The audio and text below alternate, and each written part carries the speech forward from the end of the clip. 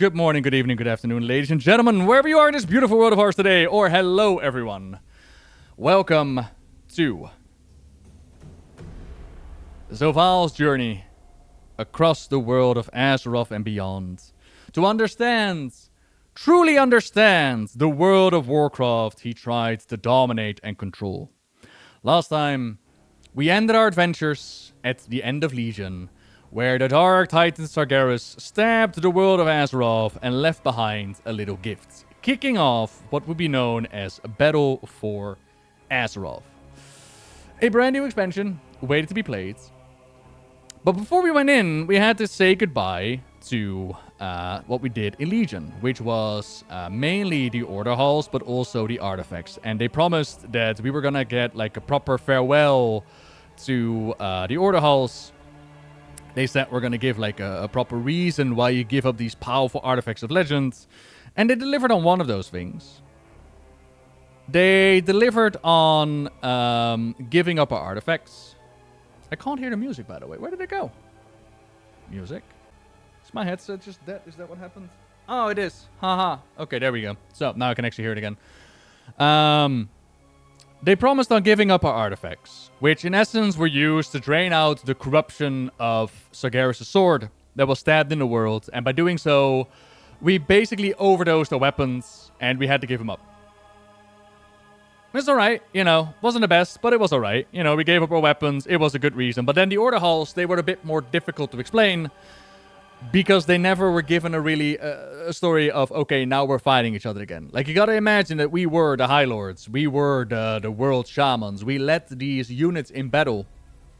What possible reason could we have to then turn around in the very next expansion to go like, okay, we're gonna be fighting each other again? I literally fought Lady Leodrin on the battlefield in one of the war fronts. Meanwhile, an expansion ago, I was leading her into battle. And that kind of sucked. Not gonna lie, that kind of sucked. I would have loved to have seen like an actual proper story to the Order Halls. But oh well. Battle for Azeroth is here, everybody. It is time for war. And how are you going to sell a new war to the world that just united against the Legion? And in-game, not great at the start. In-game, we had like the pre-event and the explanations were vague and not very much detailed. But then we got the Collector's Edition. And in the Collector's Edition, there's two short stories. I think one is written by Gul'dan and one written by another, or both from Gul'dan. They're called Elegy and something else. And credit where credit is due. They actually do a fantastic job at selling the idea as to, okay, why do we go to war again? And the motivation in essence comes down to a Sylvanas who convinces Saurfang that, okay, the alliance is now led by the boy King Anduin, who might go for peace. But how long will that peace last? 5 years, 10 years, 20 years, 50 years? If history has shown us anything, is that we're good at one thing and one thing only, which is fighting each other.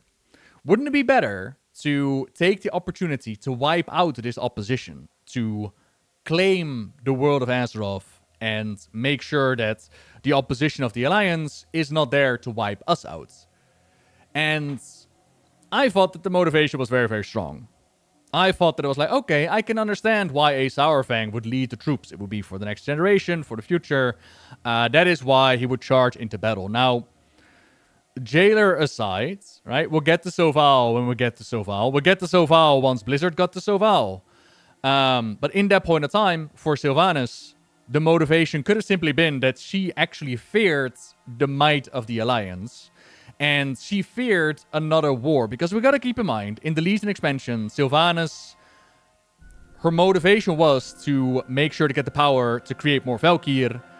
With more Valkyr, more bonus lives, she would stay out of hell longer. As well as she could make more troops, because the Forsaken can't reproduce. So she wanted those Valkyr. And those plans were prevented by a Gen Greymane. And again, her whole motivation was to stay out of the hell that she witnessed. So, even in that regard, Sylvanas' motivation was properly explained. So, the troops move out. Battle plans are laid down. And we read in great detail that the plan for the Hordes, for Sylvanas, it was to occupy Darnassus. They were going to hold Darnassus hostage. That way, they would have leverage. That way, the Alliance would not instantly be able to counterattack.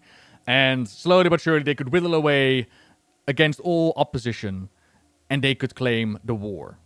Because how would, again, Greymane react if the Alliance would, like, put everything they had in order to liberate Darnassus while Gilneas was still out there? They would start infighting. They would start wars. She had a wonderful battle plan in mind.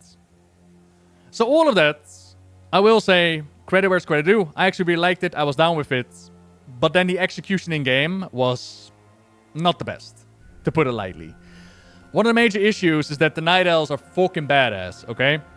You enter Night Elf lands, you better be ready to step up, because this is their territory. They fight from the trees, they fight from the shadows, they got freaking nature magic on their side. Malfurion and Tyrande, the game will never show you. But Malfurion and Tyrande are powerhouses. They are massive, they are insane.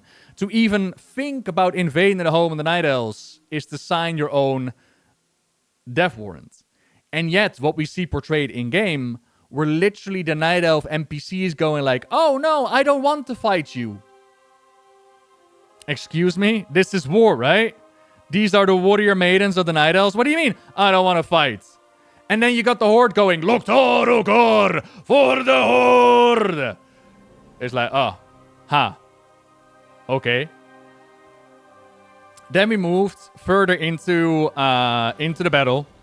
And a big part of Sylvanas' plans was that they were going to murder one of the leaders of the Night Elves, because this would like inflict a wound and it would break morale. And again, you know, you can argue, would Sylvanas be able to take a Malfurion? Would they be able to do so? Point being, the plan was to murder one of the leaders. And throughout the battle, Sylvanas is fighting Malfurion. Saurfang throws his weapon at Malfurion. She has everything in the palm of her hands that she wanted. She had a leader of the Night Elves dead to rights on the floor. And what does Sylvanas Windrunner do? She gives the kill to Saurfang, who is physically struggling with what he just did because the blow was dishonorable. Get ready to hear that word a lot, because everything was dishonorable to Saurfang. And I remember, like it was yesterday, where people started to try to explain her motivation by saying like, oh, no, she's just testing him. This is just a test of Saurfang. That's why she is actively sabotaging her own plans. And I'm like, one, the story does not support that. And two, that's not what we're getting right now. Like, it might be in the future, which it didn't. But in that point in time, that doesn't mean that the story is any better. You can only, you know, judge what you're getting. But either way, for story reasons, Sylvanas did not murder Malfurion. She gave the kill to Saurfang, and Saurfang couldn't do it. Saurfang looked at it, and he was like, you know, killing my enemy on the battlefield is great. Mass murdering them, awesome. Burning down their towns, great. But I draw the line at dishonor. Yeah, my blow was dishonorable. I can't just put him out of his misery. I can't do it. And then Tyrande shows up. She takes Malfurion away. Saurfang reports to Sylvanas, and Sylvanas is in the middle of her speech in front of the tree. And this is something where outside lore enters in-game lore. Because at this point, Sylvanas would choose to burn down Teldrassil. Which on a story level is super dumb. Because, okay, you were unable to kill one of the leaders of the Night Elves, but you still have their city. They are literally preparing to evacuate the city. You have that leverage that you needed. Remember in your plans that you needed leverage? So that the Alliance cannot retaliate? You still have that. The Night Elves are literally surrendered. You could still argue why were the Night Elves surrendering and getting ready for occupation, but it's neither here nor there. Sylvanas, you have what you want. Why would you burn it down? But burn it down she did. She gave the command. Even Nephanos was like, my dark lady, did I hear that right? Is it time for a barbecue? And she's like, burn it? It's like, all right, well, I guess we're burning it now. Then you can argue, how is it possible that this fire can kill this water-soaked tree? How does the fire even reach it? Like all these technicalities. Whatever. Sylvanas is able to burn down the tree with magical fire. And she did. And inside, the Night Elves start to pray. and their goddess Elune responds to their prayers by putting them all to sleep. They would not suffer. They would just burn, right? We can get back to Elune's involvement with the Shadowlands storyline. And it was never what she wanted, it was what Zovaal wanted. We'll get to Zovaal once Zovaal is actually introduced into the story. Right now, we're at Battle for Azeroth. Zovaal is not a thing right now. Her motivation right now is not fueled by Zovaal. That was after the fact. As well as... killing each other is fine, but burning down that tree, even if we go with the Zovaal motivation, that is still an extremely dumb strategic move. Because the whole idea was to slowly kill them all off, right? Not have the Alliance give them the room to retaliate. But this is where we go into real-life lore. Where there's been the suggestion, and I won't name names, but there's been the suggestion from community members that it was actually Alex Avrajabi who really pushed hard on the idea of we need to burn down Teldrassil because he had like this vendetta against Blizzard and being fired and being sent away, and he wanted to ruin Sylvanas' character before he left. This has been from 2 sources as far as I know. And those 2 sources also heard it from Blizzard inside. I've never heard a developer from Blizzard themselves come outright and say, like, this is what happened. So I don't know. I don't know if that's the case when it comes to the storyline. But what I do know is that it doesn't really matter. For multiple reasons. Because in my opinion, the burning of Teldrassil, and hold on to your horses because I made this argument on Twitter before. And people were not happy about it. So apparently it's a hot take. But in my opinion, Battle for Azeroth, the burning of Teldrassil, was not the point of no return, was not where the story turned bad. In fact, I would argue that the burning of Teldrassil was one of the more badass moments that happened until the destruction of Gul'dan. And I mentioned this on Twitter as well, where people were like, are you serious? Are you... for genocide in real life? And I'm like, we're talking about a fantasy story here. Like, do you hate the Night Elves? I'm like, no, don't hate the Night Elves. My point is more that from tragedy, amazing story can be built up. The burning of Teldrassil is tragic. It's impactful. It's something like the Purge of Stratholme or the Purge of Gul'dan. It's a moment that people still talk about. And this burning of Teldrassil is not what ruined Sylvanas' character. It's everything that came after.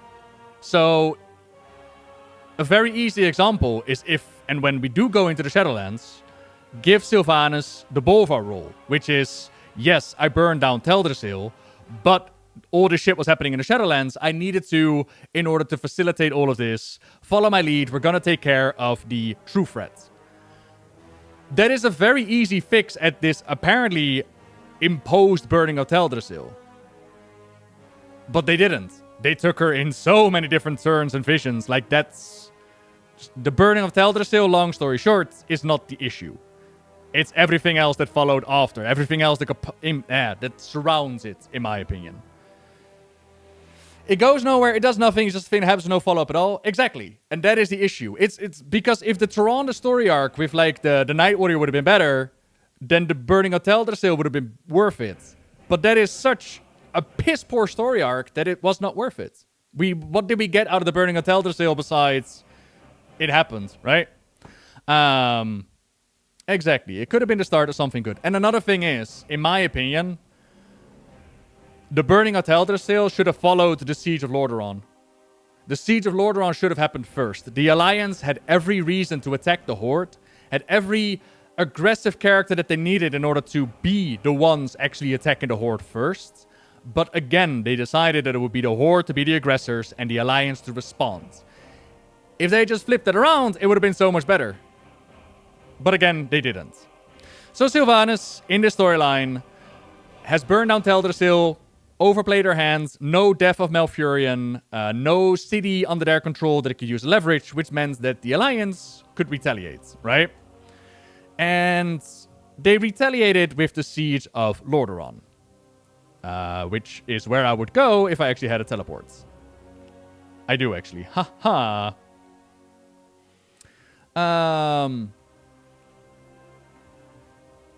So the Siege of Lordaeron is what allowed them... so the burning of Teldrassil is what allowed them to do a Siege of Lordaeron, where the Alliance forces go to the capital of the Forsaken, where, you know, the now war chief used to live, in order to bring justice, ain't it? Justice upon Sylvanas and the Hordes. And again, Sourfang was not happy with what happened. Like, yeah, murdering each other is fine, but we gotta do it with honor, right? So during the siege, he already talks to Sylvanas like, was this really your plan? She is now resurrecting the fallen in the battle. She is very much acting like the Lich King more and more, right? And on the Alliance side, things are not going too well, because Sylvanas deploys the Plague, and the Plague is very deadly. It hurts a lot. The Alliance is struggling. But then, up in the clouds, something magical happens. Up in the clouds, one of the best story arcs, in my opinion, that they've ever done in World of Warcraft. But then again, you know, I'm a big Jaina fan. Appeared. Miss Jaina Proudmoore re-entered the storyline. And this was done in such a wonderful build-up, where Jaina had left Gul'dan after Khadgar led the Horde back in with the whole battle for Legion. But that did not mean that Jaina left the battle. She still fought against the demons. And eventually she returned to Kul Tiras. And her history with Kul Tiras is very difficult. Because you might remember how in Warcraft 3, Jaina allowed the Horde to get into Fedamore to kill her father. And that story reached the ears of her homeland, of the Kul Tirans, who turned, I think it was like a folk song or like a lullaby, and they changed the lyrics in such a way that now everybody would know about the Daughter of the Sea. Everybody would know about what Jaina had done to the Lord Admiral, right? Jaina had her motivations, which we'll dive into, but that meant very little for the people of Kul Tiras. That meant very little for her mother. All they knew was like, yeah, Jaina allowed her father to die. Let me show you how this was built up. Pride of Kul Tiras. No, not Pride of Kul Tiras. It was called Daughter of the Sea. What are you talking about? And this is, in my opinion, one of the better promo pieces that they've ever made. As well as, like, you gotta imagine that this was Jaina back in Warcraft 3, right? So she stepped aside for Rexxar to come into Fedamore and preserve the peace between her side and the Horde, right? But in the meantime, her story did not stand still. Most noticeably, as we now see that her hair is turned white, the bombing of Fedamore took place. And then the betrayal within Gul'dan. Her relation and viewpoint on the Horde and on her father and everything there has changed so much over the years. Which then in turn, like, it's all a matter of perspective, and it's all a matter of, in some cases, also forgiveness. And this would lead into a massive arc for Jaina, where she would return home and deal with all of that. It's just, so good. Oh, damn. It's still so good. Howdy, Baude Sebi. Damn. It is still absolutely phenomenal. Oh, look. Oh, look at that. There we go. 6 years ago. Man, how time flies. Oh. So yeah, Jaina got her ship. Went back home. She heard like how her people think about her. Returned to join after like the burning of Teldrassil and whatnot. And basically saved the day when it comes for the Alliance. Because, again, Sylvanas is not a dummy. Although sometimes she makes dumb choices. She's not a dummy. And she had plans upon plans ready. Oh, not this again, Logitech. Ooh! She had plans upon plans ready in order to deal with the Alliance, because there were bombs placed, there were traps placed, she resurrected the Fallen. Like, Sylvanas was willing to do whatever it took in order to secure her victory, right? Whereas Saurfang was now dealing with the burning of Teldrassil, the dishonorable choices that his war chief had made. He was pulled into her war. He was convinced that invading Darkshore and what followed after was the right path to pick. And of course, Saurfang already had his own arc behind that. Thinking about it, Battle for Azeroth dealt with a lot of character arcs, not gonna lie. So Saurfang decided here that he would make his final stand. And he was ready to give his life. But Anduin decided to imprison him instead. So Saurfang would be taken to Soulwind. Meanwhile, Bane Bloodhoof, leader of the Torrents, was inactive as usual. Where once he told Sylvanas, I am not... What did he tell her? I'm not a boot, I think? Or a heel licker? I think he called a boot licker or something. Now she was very much like, yeah, you can step out that door, right? You can join Sourfang, but what about the Torrent then? What about the Horde then? And Bane was like, ugh, for the Horde, I will once again follow a war chief that is obviously going down a dark path. And I think that's the most frustrating part when it comes to the Horde and Sylvanas. Because it's very much a repeat of what happened with Garrosh. And once is interesting, twice means that the identity of the Horde is now so much connected to the war chief that it doesn't really matter what the Horde wants or does. They'll go along with the war chief anyways, and that just kind of sucked. I think Bane should have instantly said, like, nah, not a Garrosh again. Bring it, I'm stepping away. But then, I guess the story didn't play out as it was supposed to play out. Either way. Burning of Teldrassil, followed by the Siege of Lordaeron. And there we also saw one of the major components when it comes to the changes to the world, which is Azerite. When Sargeras stabbed the world, Azeroth started to bleed, and her blood turned into Azerite. And we already had like a piece of blood from Argus. And from Argus, the Titan spirits, or the Titan inside the world, we learned, like, okay, this is super duper powerful. And Azerite was from Azeroth, was basically the same idea. They used it in a story where they found out that they could use Azerite to make, like, perfect housing and perfect bunkers. They could make the perfect antidote. But they could also make the most devastating weaponry you've ever imagined. In the same vein, when Anduin touched it, he was inspired on how they could heal the world and protect it and keep it safe. And when Sylvanas touched it, she was like, oh, I could murder literally everybody. This is awesome. So it inspires, it heightens intelligence. There is speculation about it being connected to Kashamites. And I want to keep in mind that it was Geliwix who was recruited by Sylvanas to weaponize Azerite. We'll come back to that in just a wee little moment, especially with the story of War Within. But either way, on the battlefield, we saw that Azerite was indeed very powerful. But I would argue that it was a little bit overhyped. Like, a lot of Battle for Azeroth said, like, oh, Azerite, this will change the face of warfare forever. And it was, like, relevant for a patch or two, and then we moved on to, like, Void Gear and other kind of stuff, and Azerite's kind of been forgotten about. Speaking of, Azerite probably introduced one of the more disliked systems that they've added to the game, which was Azerite Gear. And this is, again, a little bit real-life lore flowing into the overarching story, which is borrowed power and the changes that the player base wanted. So in Legion, they did the whole artifact system, which was alright. You know, for the casual player, it was perfectly fine. I really liked the artifact system. For the hardcore players, a bit much more of a problem, because they felt like, I need to get all the Azerite in the world, and it's awful. Of artifact power in the world, and it's awful. Then Battle for Azeroth rolled around, where we got these very complicated Azerite gear sets. And if you weren't there, for me, it was one of the first times that I actually picked up raiding again. Which meant that I had to figure out what gear is the best. But each slot of Azerite gear had, like, different abilities that you could fill up. And each ability had a different power scaling. And then your necklace could do, like, a super mega Kamehameha beam, but it could also do this, and it could also do that. And then you had the necklace that would interact with other people's necklaces, and that would be sometimes more powerful. It was no longer, perhaps it never was, but it was not... You were not capable of figuring out what your gear was doing in-game. Which meant that I entered the wonderful world of simulation. If I had the add-on installed, I would show you. Ha! But you would sim, and you would figure out, like, okay, what Azerite gear is actually good enough for me, an upgrade, better for me. It was a thing. But thematically, it fit the storyline, as Azerite was going to change the whole face of warfare. We needed as much Azerite as we could get.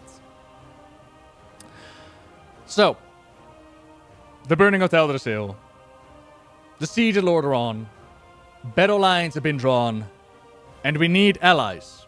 We need more units. We need people in this war. And since we're playing on the Horde side, we're going to start with the Horde story. Now, if you read the Chronicles, Volume 4, you might be a little bit confused about the order that I'm going to be telling you the story in, because the Chronicles Volume 4 has the order wrong. Chronicles Volume 4 seems to believe that the Alliance starting experience is done first, then followed by the Horde starting experience.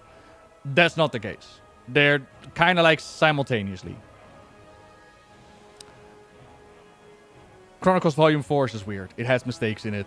Don't buy it. It's not worth your money. You could get an upgrade if you didn't have enough Azerite power to fully unlock. Yep.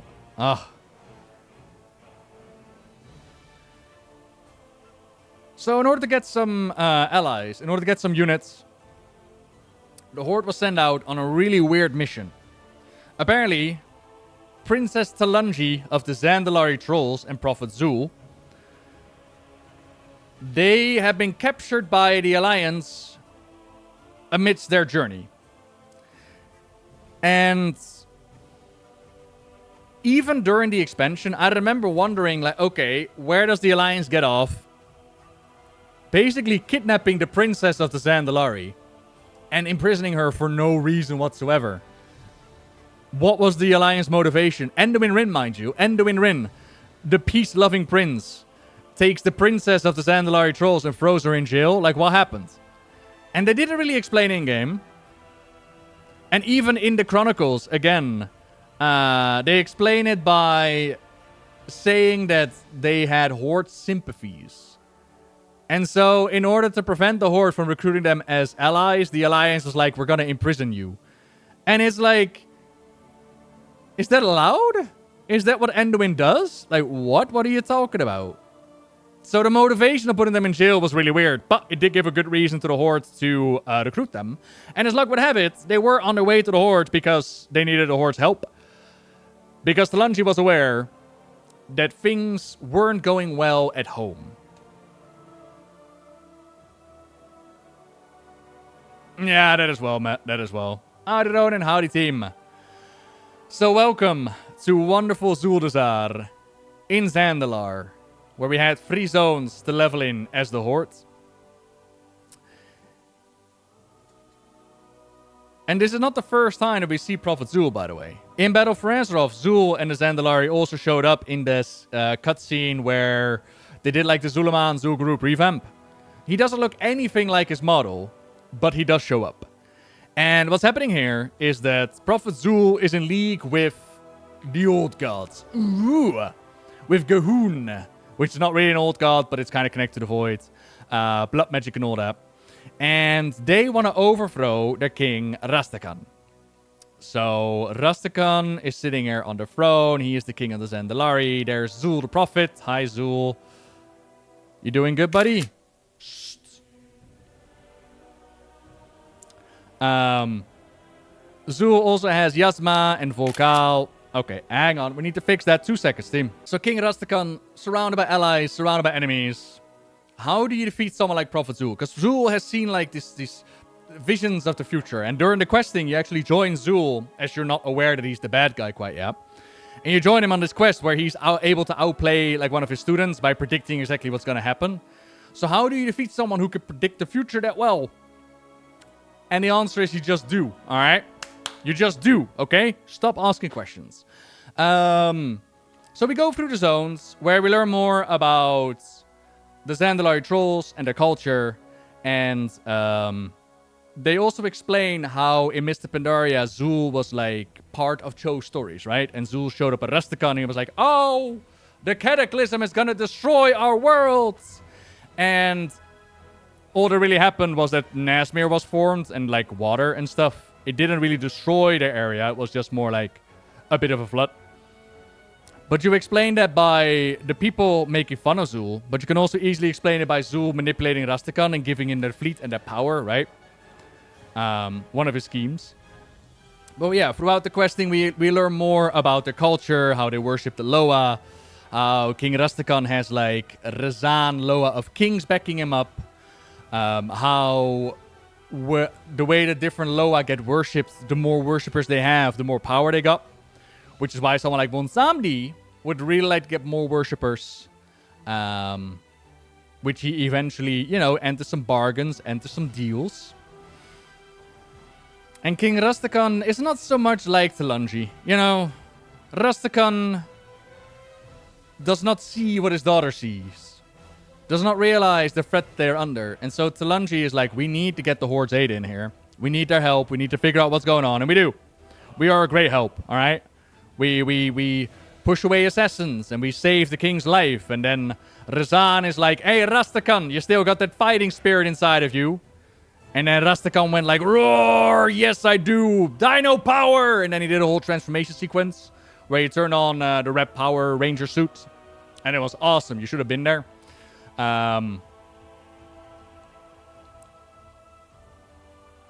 Bonsandi is awesome. Yes, one of the better characters. Bonsandi was so beloved by the audience that Blizzard decided to keep him around. And I think a large part has to do with the voice actor.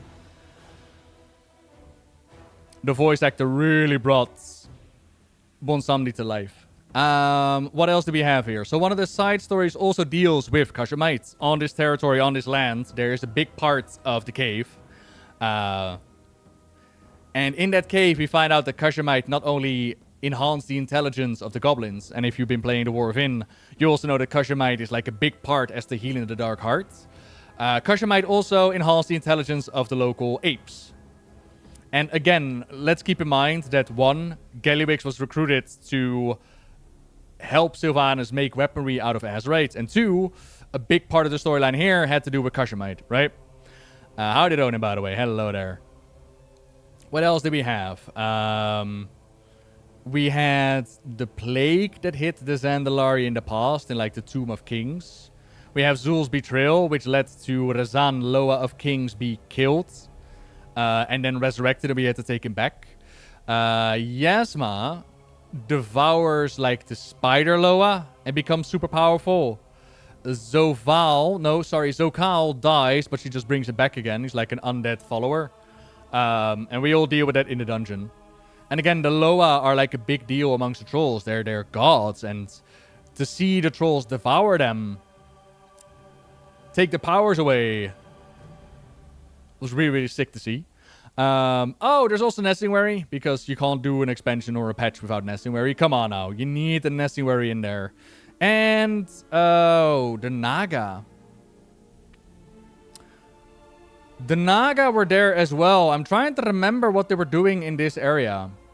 I know that at some point they're going to get the Tidestone, but I don't remember what they were doing in Zandalar. Probably helping out or something like that. He is in stealth? Wow. Would it be the first time they eaten the gods? No, but it's definitely... it's huge when it does happen. So yeah, we ate Lungi. We learn about the city and the discs, and we help out King Rastakhan. And I'm trying not to confuse what happens at the end of the campaign with leveling. So eventually we figure out that the blood trolls from Nashmere are invading the territory. And we're like, okay, you know, we dealt with the threats in Zuldazar for so far. We need to figure out what the heck's happening in Nashmere. And that's where we dive a little bit more into the overarching plot that was the story of Zandalar. So, turns out that there is a huge ass... I want to call it a Kafrax. I'm pretty sure it was a Kafrax. I think it was called Mifrax. Let's open up the journal, shall we?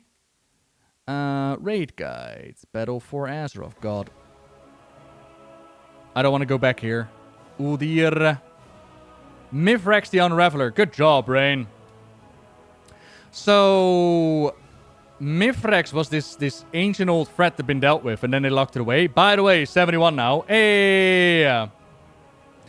And they had like these seals going on, but then they tried to break open the seals in order to release it.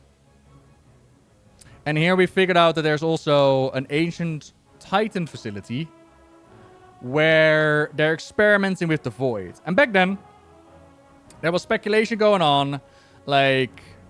Is this the unnamed fifth old god that the Chronicles was hinting at? Is this a real old god? Is this a fake old god? What the heck's happening? But turns out that at the time they were still very considerate of the lore in Chronicles. And they did not want to add a new old god to the numbers. Instead, they've been very clear about Gul'dan being an artificially created old god. which I think is kind of sick. So the experiments inside of the facility led to the creation of Gul'dan, who looks like this. Mmm. Yum, yum, yum, yum, yum. Which led to a whole lot of blood magics amongst the blood trolls, following the voice of Gul'dan, their guidance, their voice, setting him free.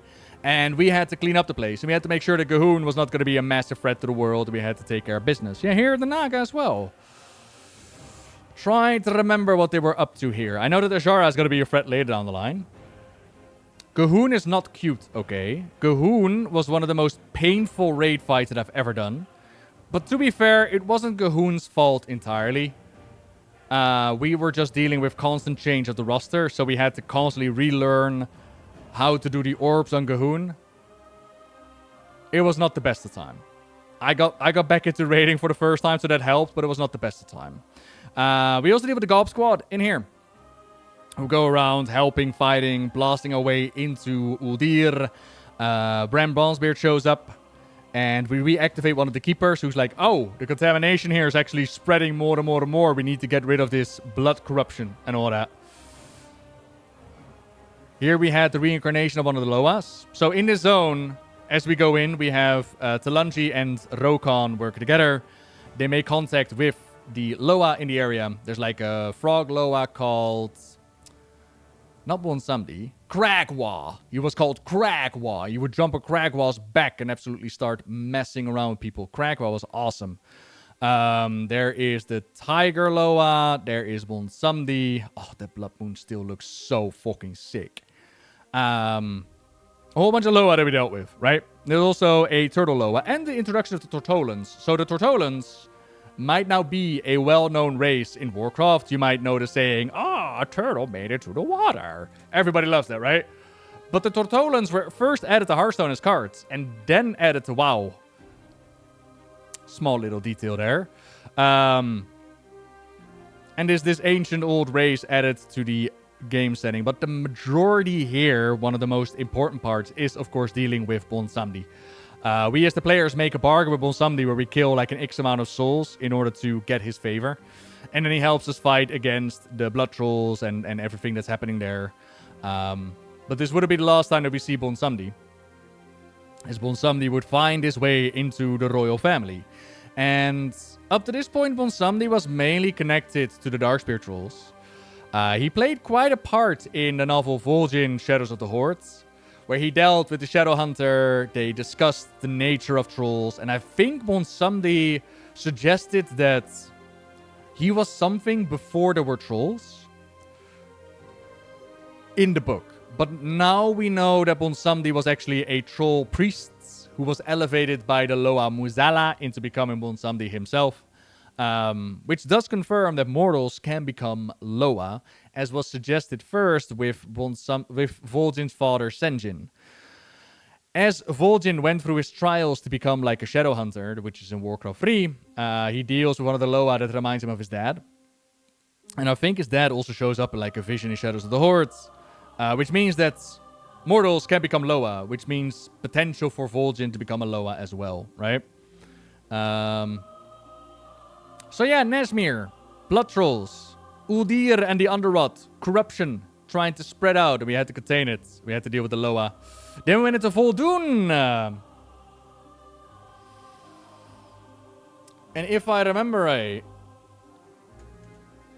I think Platinum did a video on the Sephrek lately. I need to check that one out. But if I remember right, in here we had like 3 snake factions, and they had like a snake Loa. And they worshipped the snake Loa who took on Mithrax. And they did so in such a way that the land was like dried out and devastated. But they were able to defeat him. But then they had to be like brought back, reincarnated, which they're trying to do at the temple, trying to bring back the Loa. We also met the Volpera, Sephrellis, yes. We also met the Volpera here. Again, a new race added to the game. So you got the Sephrellis, the snakes, you got the Foxies, the Volpera. And they decided to add the Volpera as an allied race. Whereas the Alliance, they got the Kul Tiras as an allied race, which were basically thin and fat humans. Although fat and bulky, you know, different ways of saying it, I suppose. with the Volpera having like the little camping sets. And to this day, Kul Tiras Mogs look the best in my opinion. They look absolutely amazing. A turtle made it to the water. Yeah, the voice actress died of that. I should be able to actually read into the dungeon, I suppose. Hang on. I don't need to do it all just by memory. Battle for Azeroth. Centuries ago, Sargeras, a powerful snake Loa, sacrificed herself to stop Mithrax. Hey, good job, Brain, from unleashing his master upon Azeroth. After the battle, her devoted followers transported her remains and built a temple around them while they awaited her rebirth. Now a dark force stirs within the sacred temple. It seeks to twist their power towards nefarious ends. Yeah, so they tried to release Gul'dan with the whole Sealy things, and there's only one more seal standing, if I remember right, which is the one in Zandalar. In Zuldazar, even. But it would not stand forever. Not that old yet. I'll be 80 sitting in my wheelchair, can't remember my own names, like a little bit of drool coming out of my face. I remember Thrall. And Varian. Anduin. Sure, Grandpa. Go stare out the window again. I was a member of the Alliance once. The nurses ask each other like, did he fight in the war? What is he talking about? Alliance? Yeah, he used to play a video game. Oh, he did, huh? So yeah, with the Volpera, we find out that they're quite the fighters, and we bring them freedom. We bring them all together in like a liberation army or whatnot, fighting against those that are trying to oppress them. Again, there's the troll influence here. One of the advisors of Rastakhan has gone here. And this area is where the trolls are sent when they're exiled from their city as like punishments, because nobody's supposed to survive here, right? Because it's all dry and destroyed and stuff. Which also meant that one of the people that discovered what was going on with that advisor was also sent here prematurely. And then we find him here in the cult of Thunder Loa. Or as they call it here, the Temple of Akunda. And here everybody's called Akunda, alright? You're called Akunda. And you're called Akunda. And you're called Akunda. Everybody here is Akunda. Meanwhile, they're eating Akunda in the back. And they use water that makes you forget who you were, where you came from. It's basically a cult. Alright, it's basically a cult. Hey, Gretzky Von. So, after dealing with the free zones, after uncovering what's happening with Gul'dan and with Prophet Zul and all the betrayals and whatnot, eventually Mithrax would come back. Mithrax would be released, even though we did our very... Oh yeah, we tried to stop a ritual in Vol'dun, which was going to bring back Mithrax. And just as we reach the ritual and stop all the blood sacrifices, the guy who was doing the blood sacrifice was like, well, if you're going to stop my sacrifice, I'll just throw myself in there and finish it. And then Mithrax arose and was ready to destroy the final seal. So we had to gather our forces. But at this point, King Rastakhan had lost his Loa of Kings. He's lost his Razan. And what can one do without a Loa at his side, right? What could one do without a Loa? Well, you make a bargain with a different Loa. And so he approached Bonsamdi. And he asked him, Bonsamdi! What? That's all fine and dandy. Johnny, thank you very, very much. But what do I get in return? And Rastakhan was like, okay, fine. You won't just be worshipped by me, right? You won't just be worshipped by us now. I'll make the deal that it's my entire bloodline. The entire royal bloodline will now be allied to Bonsamdi. Our people will worship you. Which, in turn, for Bonsamdi the Loa meant more power, right? So we made the deal. All fine and dandy. And gave the power to fight off Prophet Zul. But, unfortunately, we were unable to, stop the destruction of the seal. So we had to go into Uldir, which was the first raid. And we had to take care of business. Not just the Horde, but also the Alliance. And again, Uldir was spicy in my opinion. A spicy raid, especially with Gul'dan, where we had to constantly relearn the fights. Do I remember this one? Oh, Talok was... I believe you fall through the floor. Mother. would actually turn into an ally, but at this point in time, she was like trying to maintain the containment fields. This one you kited along the edges, I believe, and you had them feed from different bowls. For the life of me, I don't remember what you did. Vectus? God, I don't remember. Zul was in the middle of the platform, I remember that much. And then Mifrax. Sure. Sure it was. But we took care of Uldir, yeah? Elevator boss, right. We took care of Uldir. But let us not forget that not only did the Horde have an experience into Battle for Azeroth, the Alliance had an experience as well. And whereas today, in the War of In, for example, you go through the same zones and you have basically the same experience. Back in Battle for Azeroth, we still had a unique experience for the Alliance and for the Horde. And I'm kind of wondering if I can actually go to Kul Tiras or not. Can I? No, we don't have a captain. So, welkom in de Netherlands, right? Dit is mijn gebied. Ze hadden laatst een videootje waar ze lieten zien van... joh, we proberen toch een beetje de effecten van de wereld, de influencers van de wereld, laten we het zo zeggen, in World of Warcraft zetten. Dat iedereen een beetje het gevoel heeft van... hey, ik voel me nu thuis. En in dit geval... ja, een beetje een paar windmolens neerzetten. En dan voel ik me al snel thuis. Weet je, een boerderijtje hier, boerderijtje daar. Fantastisch. Fantastisch. Gouda. Did we reset? We certainly did, Dirty. Now, I was saying, I saw a video the other day where they were talking about the art style and influences, and that they tried to make it so that most people, most cultures feel like a little bit represented in World of Warcraft. And in Stormsong Valley, obviously, we got like the windmills and shit.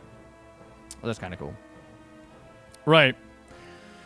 So, as the Horde went in on their dastardly daring mission of saving Princess Talanji and Prophet Zul out of Stormwind Stockades, because the Alliance, for some reason, thought that they were allowed to imprison those without repercussions, and they were right. So Jaina went back to Kul Tiras, but as we mentioned, like the whole Daughter of the Sea song, Kul Tiras was not exactly happy to see the Daughter of the Sea, daughter of Admiral Dalen Proudmoore, former leader of Kul Tiras, and now her mother, Catherine Proudmoore, still leading Kul Tiras. They weren't happy with it. And so, Jaina shows up to her mother, and behind her mother is... oh, Priscilla... I was gonna say Proud Song, but that's not her name. Ashvane. Priscilla Ashvane. Centazar, thank you very much for the 10. And Ashvane around her neck has this necklace full of Azerites. Because she has her company working hard on gathering Azerites.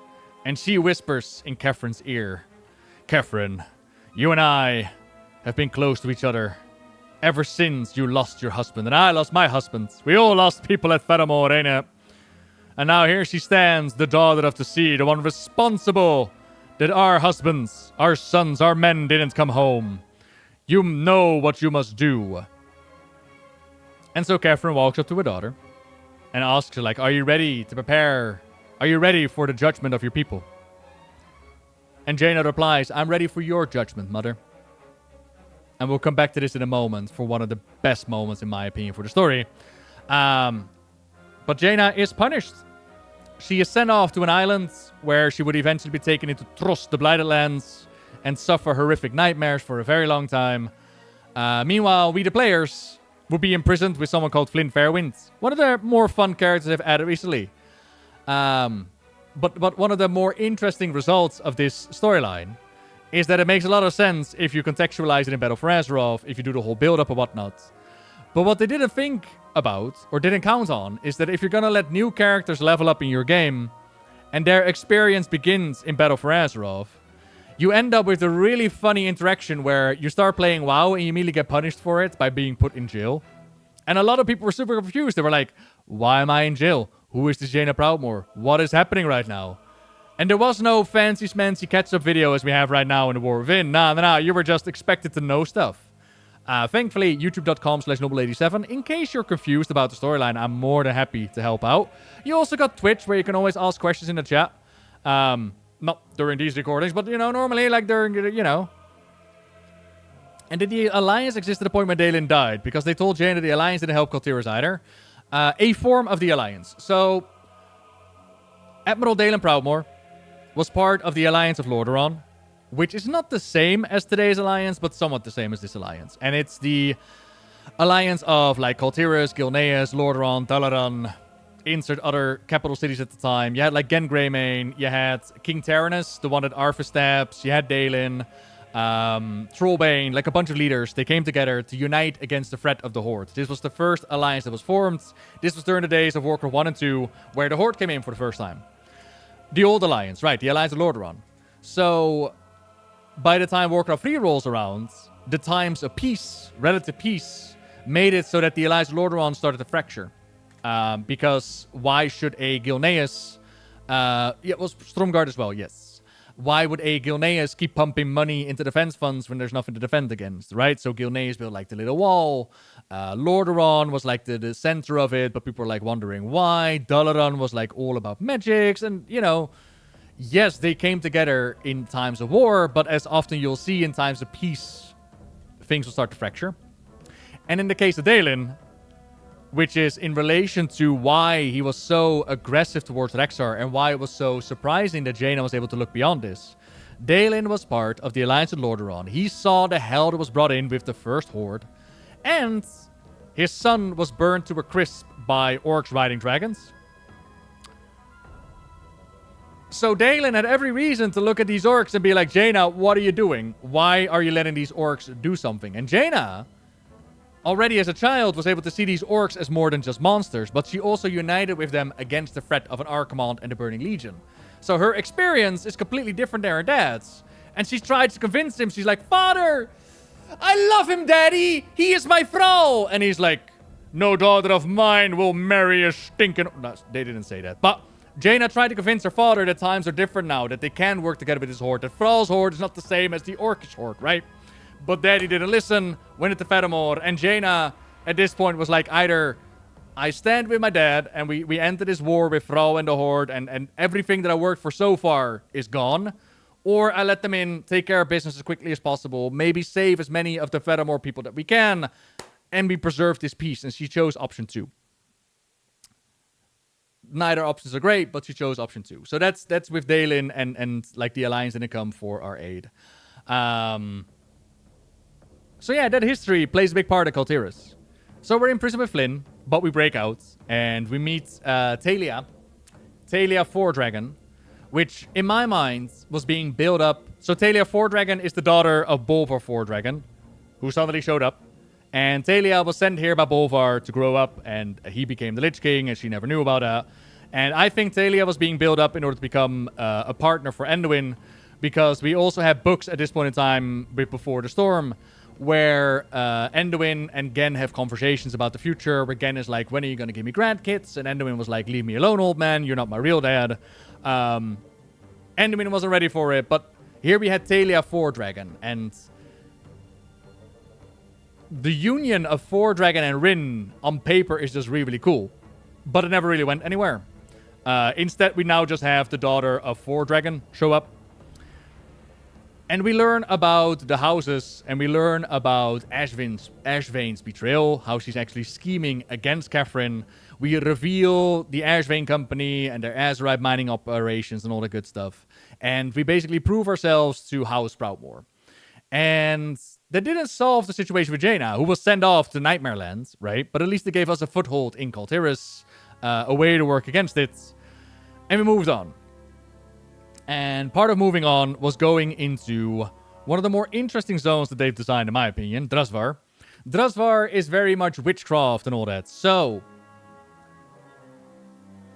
in ancient times, there were druids in this land called the Drusts. And they entered battle with the early Kul Tirans.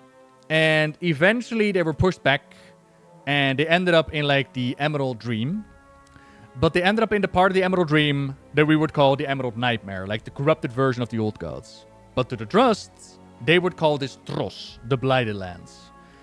And in that realm, their leader, Goraktul, has... what do you mean, Krivan, the Admiral guy in Kul Tiras?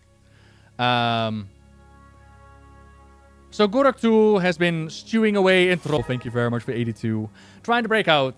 And over time, the opportunity would arise with House Waycrest. in which...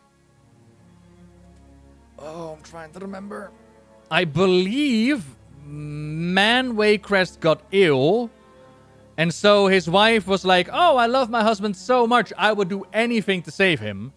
And then Goraktul showed up and I was like, well, would you like to sign up to my evil druidic skills? You give up your life, your house, your everything, and I'll save your husband. He didn't outright state that, but that's what happens. And so they did. And then the daughter, Lucille Waycrest, would eventually find out what happened to her parents and like this whole bargain and whatnot. We would make like the Order of the Flame. Again, the zone and the atmosphere and the themes that they deal with in Drasvar was really interesting. Corrupted druidic magic and whatnot. We would deal with it until we get to one of my favorite Mythic Plus dungeons to date, even though it was buggy as heck, Waycrest Manor, where we go in, we clean out her family, all the butchery that happens. There was a boss in Waycrest Manor, like the butcher kind of guy. To give you an idea of the vibe, right? Raal the Gluttonous. Num num num num num num num num num. Raal the Gluttonous was once the main chef for the Waycrests. Now his kitchen is a chamber of horrors. Num num num num num num num num num.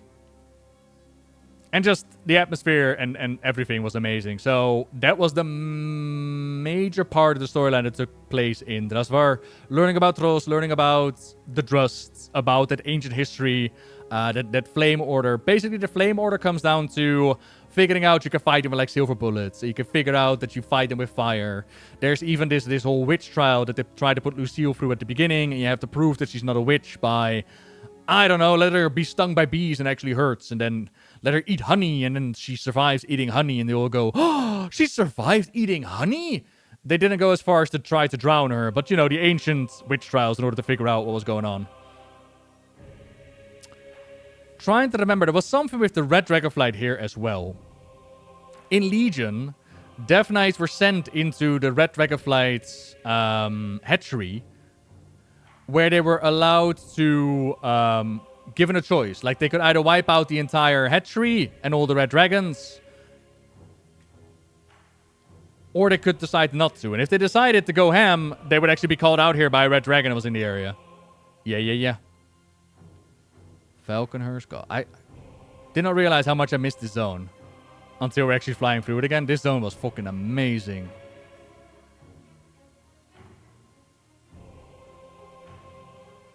Okay. So, sorry, you're asking about, Criven, you were asking about, what about an admiral guy in the main city? What admiral guy in the main city? Do you mean the guy who raised, Talia? Or do you mean Dalen Proudmore, who was already dead? What admiral guy are we talking about? The main who gives what zones to go to. Oh, that was the one who raised Talia. Oh god, what was his name? I don't even remember his name, to be honest. He's in the house and he's like, I raised Talia, blah blah blah blah blah. Her father sends me her, blah blah blah blah blah. And then he's like, go pick a zone. Karsten, was that his name? Well, there you go. The big Kul Tiras guy, yeah. So, after Drasvar, as I catch up with chat, after Drasvar, we went into the Netherlands, aka Stormsong Valley. And Stormsong is like, you know, a farm area. But they also got the Tide Sages. And the Tide Sages are a faction amongst the Kul Tirans who commune with the tides. And they talk to the tides and the waters and whatnot. But the voices amongst the waters have gotten darker and darker recently. Which is not surprising, because in the world of Warcraft, you got beings like Azara in the water. You got beings like N'Zoth connected to the waters. Turtles make it to the water. Safe to say, there are quite a few voices that could corrupt your whole organization, which it did. As we go through the zone, we find out that the Tide Sages are now in league with, like, Azara. And Azara has used her powers to make the Kul Tiran fleet disappear. And the Kul Tiran fleet is part of the reason why we showed up, because we needed allies, remember? And the Horde got like the Zandalar trolls with their fleet and their ships. But we, The Alliance also needed ships, and the Kul Tiran fleet was gone, stuck in a storm somewhere. And Jaina's brother led that fleet. So, you know, went into the dungeon, cleared things out, stopped Sylvanas, stopped Azera's plans with, like, the whole fleet and whatnot. And we cleared it out. And then Jaina would do some magic later, but we'll get to that in a moment. There were also bees around here. The honey farming. And you could actually get a bee mount. Oh, yeah, and the Warfront where Rexxar... Oh, God. Oh, poor Rexxar. I mean, I'm getting a little bit ahead of myself, but it was like the max level war campaign where now the Horde went into Alliance lands and Alliance lands went into Horde lands. It was really a good design way. That way you could use both zones twice. It was actually kind of awesome. But I do want to show one more thing before we're done in Stormsong. So this area has like the dungeon entrance, right? But it also has a Darkest Dungeon reference where I don't know if it was like a daily quest or whatnot. But I remember that if you went into the area, you would like slowly turn crazy and you had to discover what was going on there. It was really cool. Yeah, 50k total, need that for the raid? Yeah. Yeah, I too am down from like 100 and something to 20k. I need to start gold farming a little bit. Here, there's like the Lost Estates, which is the Darkest Dungeon vibe-esque.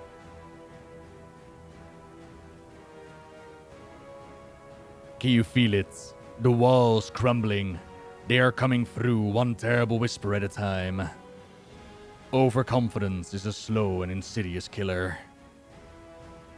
Oh, I just realized that he actually pointed a gun to himself.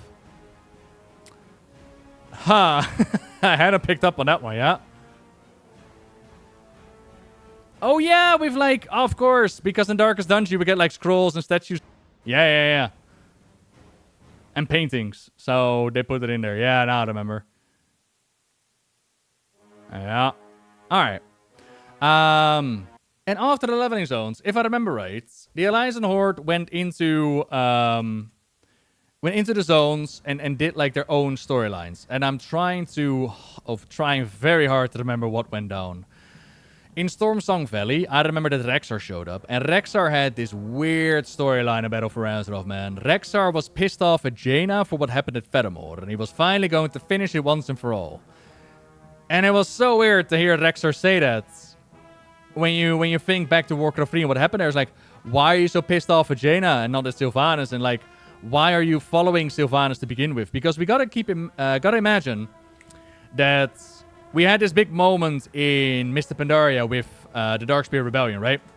Nearly everybody was there from the Warcraft 3 times. We had a Chen, we had a Vol'jin, we had a Thrall. Nearly everybody was there. The only one missing was Rexxar. And to then see him show up here and full-on serve Sylvanas, who goes against everything Rexxar stands for. Rexxar is not a mindless drone of the Horde, mind you. So why would Rexxar not show up to help out Vol'jin or Thrall, but he would show up to help out Sylvanas? Huh? Wah? So he showed up here. Then in Tiragard Sounds... And you have to forgive me if I misremember parts. I know in Drasvar that the storyline was with Gallywix and with Eitrigg. And Eitrigg figures out that he's afraid of ghosts. And Gallywix makes fun of him. And then they deal with the Drust and whatnot. But they also find Azerite, so it all works out. But basically, Gallywix makes fun of Eitrigg, which I thought was kind of a funny questline. I know that people back then were pissed about it, because what are you doing with Eitrigg? He's an honorable orc. But, you know, I kind of thought it was funny. And at some point... the Horde also comes across the body of Derek Proudmoore. The same Derek Proudmoore who was burned by the Orcish Horde on the back of dragons, right? And you might wonder to yourself, well, were they looking for it? No. It just kind of happened by accident. They lucked out. You know, sometimes things just happen because they need to happen, okay? And if you're out on a quest doing something else and you come across the body of the brother of Jaina Proudmoore, and like one of the sons of Dalen Proudmoore, right? You turn that into your advantage, yeah? You still pretend to be the good guy. You still pretend to be like, oh yeah, I'm a good war chief, but you turn it to your advantage. But I just remembered in this one, we actually saw the development of Lillian Voss. Lillian Voss is a character that you might remember in Scholomance. You might remember if you made a Forsaken after the Cataclysm revamp. Lillian Voss was a new Forsaken in the ranks who could not deal with being turned into an undead. She has connections to the Scarlet Crusade, which, as a side note, they're actually going to be using in Season of Discovery, which is really, really cool. Details I don't know, I just know that the name's been dropped. And Lillian, at first, is very much against anything and everything necromantic. So she goes to the Scholomance, where she wipes out the place. She kills any necromancer who comes along the way. She also goes into the Scarlet Monastery to take care of the Scarlet Crusaders, because, you know, she can't go home. Her dad tried to kill her. But then what? What do you do with a Lillian Voss at that point, right? And if you would have told me before Battle for Azeroth that Lillian Voss would ever want anything to do with the Forsaken with undeads, I would have called you crazy. But they did give her development. They made that story happen, and they built up that story. And one of the first steps was happening here, where there's this sick Kul Tiras who asks Lillian to bring him back in on death. And Lillian is like, you don't want this. I know, I think you think you do, but you don't, you know? And the man is like, please bring me back. And they needed him for their mission because he was like a tight sage. And she was like, all right, you want to be brought back? I'll bring you back. And she does. And Zelling, yeah, I think you're right, Emrys. Zelling walks up to his family. And he's like, I'm back. I'm cured. I'm still me. And they're like, monster!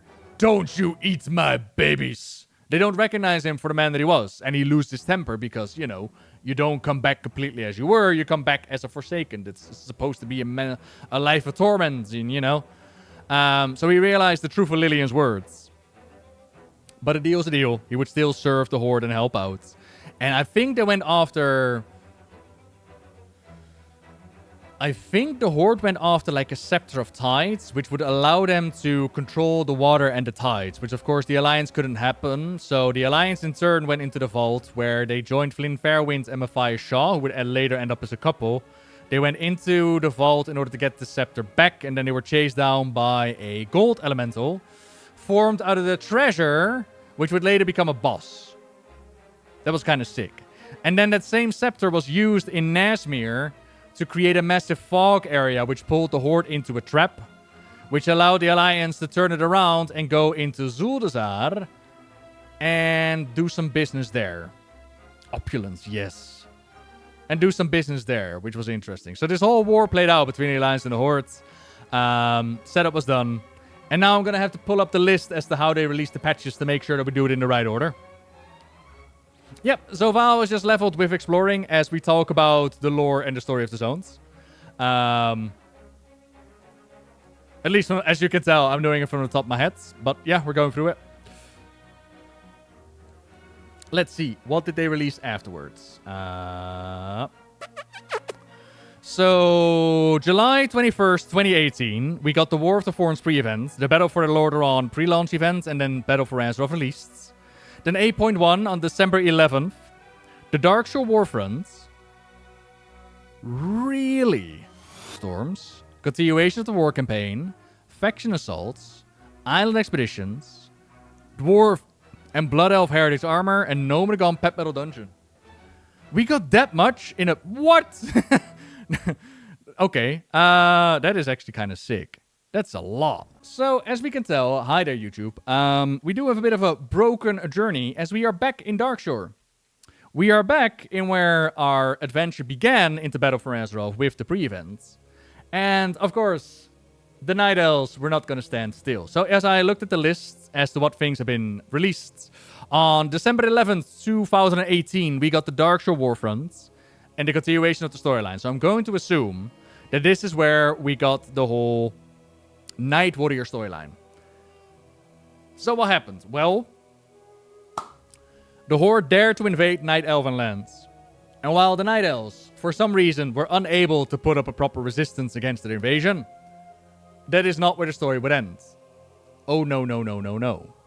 Tyrande Whisperwind had to live through her people being burned to a crisp. In her arms was the last remaining child of the Night Elves. Aluna, I think they called it.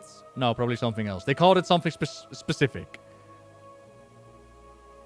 Tindaldiel? Something like that. The last one of the elves. Tyrande was pissed, safe to say. And she would not let Sylvanas and the Horde just get away with it. Now, amongst Night Elven legends, there are the tales of the Night Warrior. But as Maiev Shadowsong told us, invoking the Night Warrior ritual is invoking death. It always went wrong. It always became overpowered. This was not the way, and we had to stop Tyrande. But in the meantime, the Horde was also not standing still. And they decided that amongst those Night Elf dead bodies, there were plenty of Night Elves they could bring back to life. What could go wrong, right?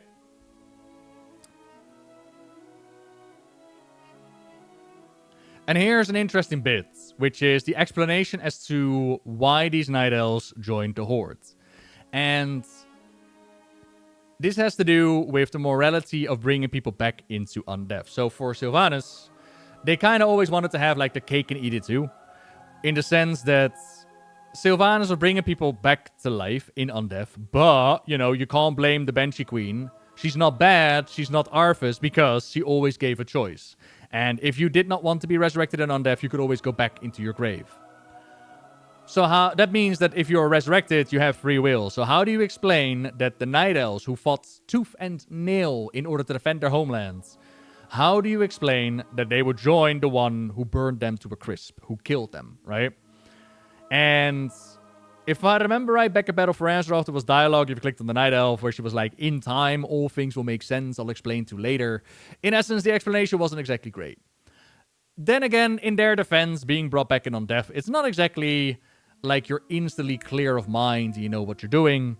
But in my opinion, it's always been a very weak explanation, because why would you start murdering your own people, right? For the one who murdered your own people. Like, I understand that you might be pissed and upset that you got murdered, but who are you more pissed and upset at? The leaders who failed to protect you, or the one who literally murdered you, right? So, yeah. Anyways, Tyrande was not gonna let the Burning Hotel still stand, and she invoked the Night Warrior ritual in one of the more badass cutscenes, one of the more badass moments where finally we could see a small taste of the Night Elf's viciousness when it comes to claiming victory.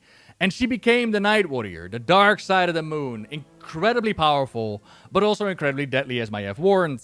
And we started fighting back against the Horde. Now, unfortunately, in this moment, we did not murder Navanos, but we did do something really important. At the time, we thought it was really important, which is kill one of Sylvanas' Valkyr. These are her bonus lives, her path, her wall between this life and eternal torment, right? Like, remember, those Valkyr are precious to her.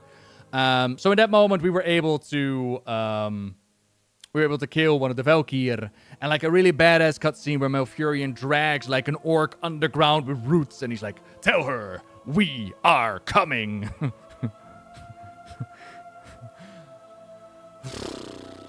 One day I'll grow up. One day.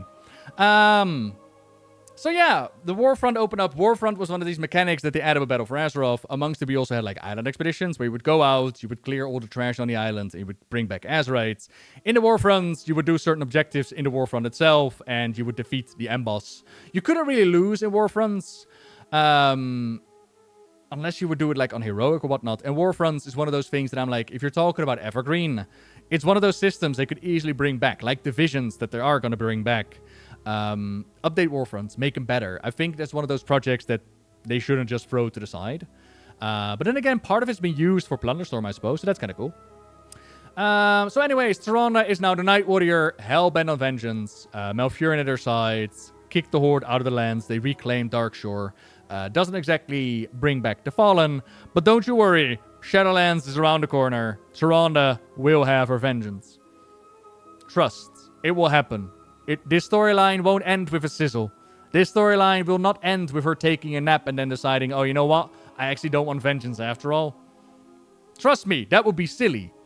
Beyond that, there was also the Battle of the Zandalar and the Crucible of Storms. So, here we are.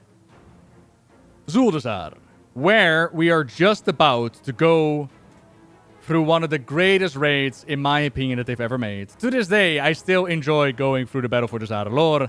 Now, I don't know if I'm just super biased, because Battle for Azeroth was like the expansion where I got back into raiding. And I just had so much fun going back into raiding. But in my opinion, Battle for the Zandalar is one of the better raids that I've ever done. A lot of fun bosses to go in there.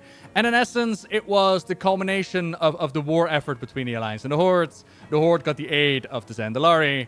The Alliance had to go in to take care of this threat to stop... Oh, yeah. The explanation was that we were going to force the Horde and the Zandalari to separate to stop their... allegiance because they were a big threat to the Alliance. But in reality, we kind of went in and we killed their king. Whoops. We kind of killed King Rastakhan because, again, this has to do with that weak-ass motivation. First of all, we imprisoned the Lungi because they dared to be Horde sympathizers, right? And then we go into their capital and we kill their king because they dared to ally with the Horde. And it's like, it's fine, you're the Alliance, you can murder whoever you want, but don't pretend like you're doing it for the greater good, right? You're still going in and you're murdering the king, whatever. So we go in, and what's really cool is that the Alliance and the Horde, they got like their own somewhat unique experience in the raid itself, where some of the bosses will be different. So for example, on the Horde side, you fight against Grong, who is like a highly intelligent, powerful ape. You kill him, and then on the Alliance side, if you do it on the Alliance side, he will be resurrected by Bonsamdi. And now you fight an undead version. The abilities are still somewhat the same, if I remember right. The fight is still the same. It's just somewhat different visually, which I thought was really fucking awesome. So you go through the Jade fight. This is all Horde, right? And then you end up on King Rastakhan, which lore-wise, in my opinion, is one of the more interesting ones. They did give him a choice. Yeah, they did give him a choice. They did say, like, Rastakhan surrender. That's true. They did give him a choice. They still invaded his home. Kinda, you know. Invaded his home. Murdered his people. But they did tell him, like, you can submit or die. Anyways.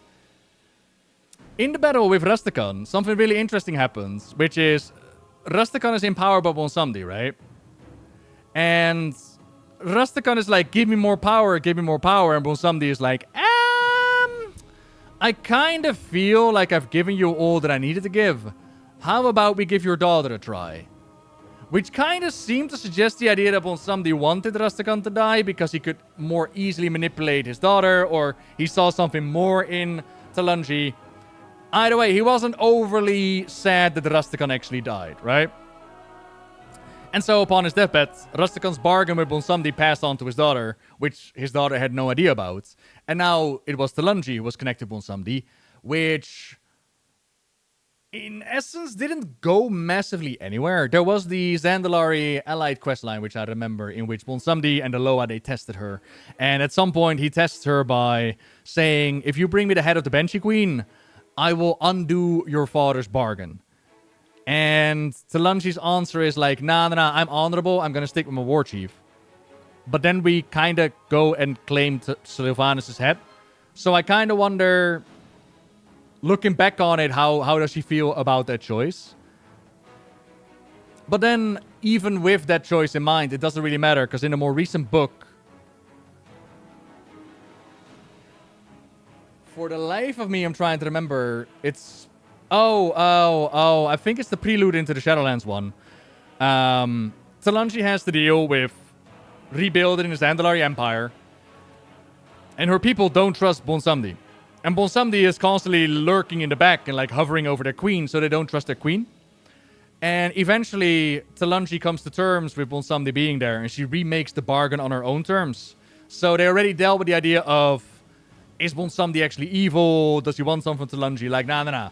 She is a girl boss in her own rights, and she made her own bargain. So that's already been resolved to this point. In this fight, we also nearly murder Mechatork, who would hang out in his pod for a little while and then become resurrected with the addition of the Mechanomes. One of the more buggy fights that they added. And then there was Lady Jaina Proudmoore, in which, again, the somewhat unique experience is that as the Alliance, you're transformed to the Horde, which is kind of cool. And you go through it and you confront. And I'm pretty sure that you turn into like Alliance for Opulence, Conclave, and King Rustican. And it worked a lot with like point of view storytelling. So for us, the players, we were able to see what happened in the room of Rustican. But if you listen to the guards, they would have one version of the story to another. Somewhere in the direction of Rustican refused to surrender versus they didn't give him a choice and then murdered him blood-right and out cold. Which is really cool. How's Mekator doing now? Good question. Can't you choose Bob Salami as a buff if you're a Zandalari trolls? Yes. Razan was the Low of Kings. Yes, that's the one that merged with Vol'jin. So that was Battle for the Zaralor, but there was also a mini-raid, which wasn't, not gonna lie, it wasn't my jam. It was the Crucible of Storms. And this was more for, I mean, at least on higher difficulty, this was more for the top-end raiders. It was a very small raid, a very short raid, but its story implications are out of this world. Because this would herald the return of Xal'atath. Xal'atath, Blade of the Black Empire, was an artifact used by priests in Legion. And as we talked about at the beginning of the video, we sacrificed those artifacts in order to suck out the corruption of Sargeras' sword. Which meant, you know, weapons overloaded, didn't do too well. And then I guess priests just kind of lost it. They just kind of threw the dagger away. They were like, I don't want to play with you anymore. Because next time we see Xal'atath is in Kul Tiras in Stormsong Valley, where the Naga / elves are performing rituals on it. And we show up, take care of business, we pick up the blade, and she's like, oh, champion! Oh, champion, I missed you so much! Things have been so boring without you around. Oh, we're gonna do so many wonderful things. But first, I need you to give me blood. Souls, feed me the flesh of your enemies. And we did. We did do that. We gave her a body. We gave her a body of one of the cultists. And I believe one of the cultists was called something voidy, which implies that the cultist was always ready to become Xal'atath's vessel. Because you gotta imagine, Canadian Uncle Sam, hello there. Xal'atath's body that we know and love, right? The feet that are floating in the air. The elf that you might be like, I love you so much. That is not what Xal'atath looks like. That is just the body that she houses in. We don't know what Xal'atath looks like. For all we know, she is like, let's see, what is she like? For all we know, she is, we go into the War Within, in the raids. We go into the Rubar Palace, the Bloodbound Horror, and then we find out that there are actually Forgotten Harbingers, right? For all we know, this is what Xal'atath looks like. This is a Forgotten Harbinger. Y'all remember how they call Xal'atath the Harbinger? I mean, I still would. You probably would as well. But there you go. We gave Xal'atath a body. And we gathered these relics. And then Xal'atath was like, come with me, hero. I know something really cool. I know a place. Come with me. It's going to be great. And Xal'atath took us into a cave where a massive eye opened up. And she went like, oh, Lord of the Deep. I have brought the Opener, the Awakener, the Keeper of Flames. I brought Noble to your doorstep. Now set me free from my blade. And Norzov was like, hey, that sounds like a really good idea. Just you gotta keep the blade here. Xal'atath was like, yeah, that's fine. Go do your thing. I'm out. See you later, champion. Have a wonderful time. And this, of course, opens up a lot of things. Like, okay, how did Xal'atath end up in the blade to begin with? What is Xal'atath? How come only N'Zoth can set her free? All these questions about Xal'atath that still need to be answered were being built up in that moment. But we wouldn't see Xal'atath again until Dragonflight. So, enjoy that moment. Meanwhile, N'Zoth touched us. And he was like, ooh, champion, I'm gonna show you things you've never seen before. And then he set us free. And he gave us the gift of N'Zoth. And what was really cool, which I'll have to go to my main character to show you as an example. What was really cool is that you were given the choice in the questing if you wanted to remove your gift or not. And only those with the gift of N'Zoth could see others who had the gift of N'Zoth. And yes, that also counts towards NPCs. Which, of course, could have had so many massive implications. Imagine walking up to Anduin after being touched by N'Zoth and going like, Anduin, was that on your head? And he's like, Hail Hydra. I was like, what? No way! You too? Me too! Imagine if that would have happened, right? But it didn't. There were a couple of NPCs with the eye on it, but just nobody really worth mentioning, nor did they ever do anything with keeping the gift, unfortunately. So if we go, right, since we're Battle for Azeroth territory, I still have the gift on. So for me, it immediately pops over into the helmet. And removing it was mainly also for people that were like, you know, I want my Mog, I don't want this ugly eye on it. That's just fine. You know, not everybody can be a true loyal worshipper. Not everybody can do that. I think it was one of the people at the table here. Hello. Yeah, there you are. Look. Look at that. They too have been touched by N'Zoth. Like, it's right there, Blizzard. It's right there. You could have made little cults in the cities walk around and only those with a touch of N'Zoth could have seen them. It would have been so cool. But no, that did not happen. Womp womp. Beyond that, what else did they release? So we done the Night Warrior. We talked about the Battle for the Zandalar. Continuation of the war campaign, which I think had to do with... Okay, so I don't know when exactly what part of the war campaign took place, so forgive me for that. But here's what happens, what I remember from the war campaign. I'm just going to finish it in one go. On the Horde side, as I mentioned, finding Derek Proudmoore's body was an accident. They didn't plan on it, it just kind of happened. The one that was burned by the dragons in Tides of Darkness.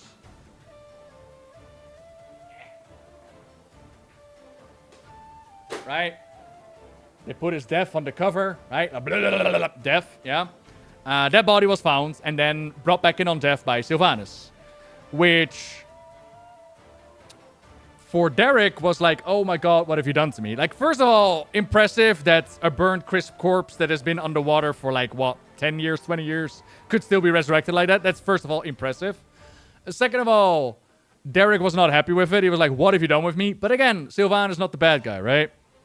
And then third of all, there was Bane Bloodhoof, who saw what they were doing to Derek, because resurrecting him was not bad enough, by the way. They were also trying to brainwash him and pump him full of, I don't know, was like... I'll show you the cutscene, actually. I'll show you the cutscene, because it was actually kind of awesome. But for Bane, this was a step too far. Like, the Horde was being corrupted, taken down a dark path. Again, you know, the Garrosh route in it. And this was for Bane one of the breaking points, and he could take it no longer. So he decides to prevent this plan from Sylvanas, and he decides to bring Derek home.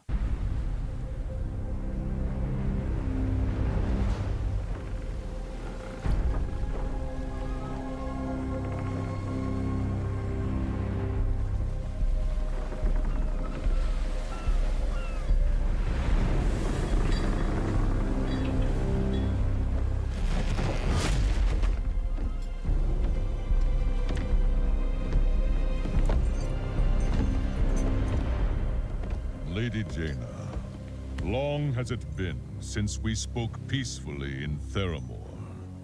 Theramore is gone. You did not ask me here to reminisce. No. I have come to return one who was lost.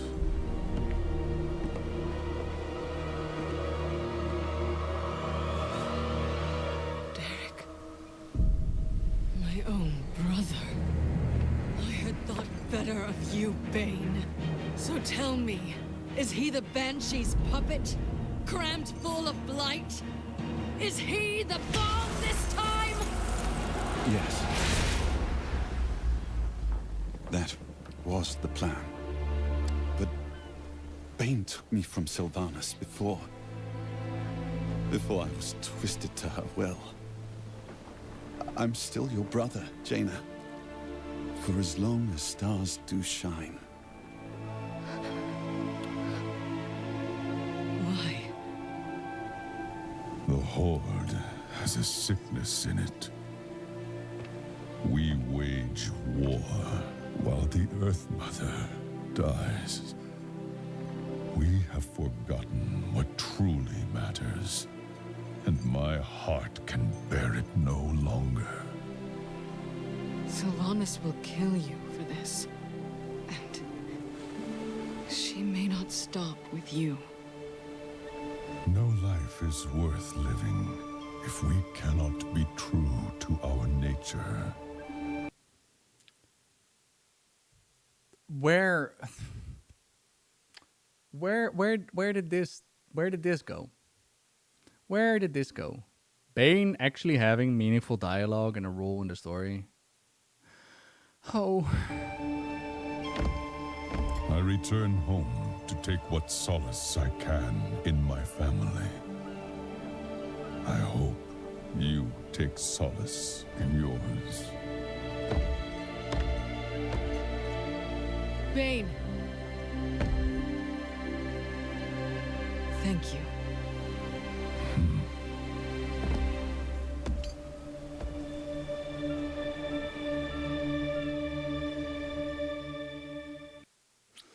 Damn, man. I forgot how good some of this is. Oh.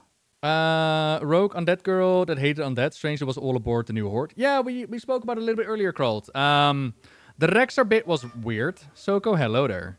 Rexar was really weird, because Rexar didn't show up for the Darkspear Rebellion and would show up for a war chief like Sylvanas, and that made no sense.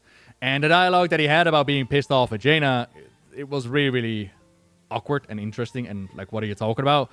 It was a real shame to the story arc. And then for Lillian, I somewhat agree that it felt off that she was part of the Forsaken now, part of the Horde and part of the Undead. But at the same time, they did give her development and a story arc. And now, over time, I'm like, yeah, okay, I can vibe with Lillian being part of this. You've given somewhat of a story and somewhat time in there. Look at how beautiful I am. Right. So, there was Bane taking action and bringing Derek home. Thanks, folks. And upon returning home, Jaina's warning would be right. Sylvanas would go for, I believe they kill Zelling, the Tide Sage that they were just resurrected. They take him out. And then Bane is imprisoned, to which we go out and save Bane. But then there are Blood Elves who show up and are like, Jaina! Vengeance for Dalaran! And then we liberate Bane. And then we have a cutscene between Jaina and Thrall, in which he touches his arm. And Thrall is like, every single time the same story plays out. What is different this time? And Jaina goes like, we are. And so we make ready for another siege of Orgrimmar. Speaking about Thrall, by the way, this is to do with the Saurfang arc. Saurfang was imprisoned by the Alliance during the Siege of Lordaeron, in which some beautiful, I don't even want to call them cutscenes, like CGI have been created, where he talks with Enduin, and he wants Enduin to save the Horde. That's why he surrendered, that's why he did the things, and Enduin is like, I can't do this alone. So Saurfang is released from prison, and in the shadows, goes off to do his business, where he goes to Outland to find Thrall. And Outland is a world that's been dying ever since it's been blasted by the Twisted Nether. But that's where Thrall is hiding.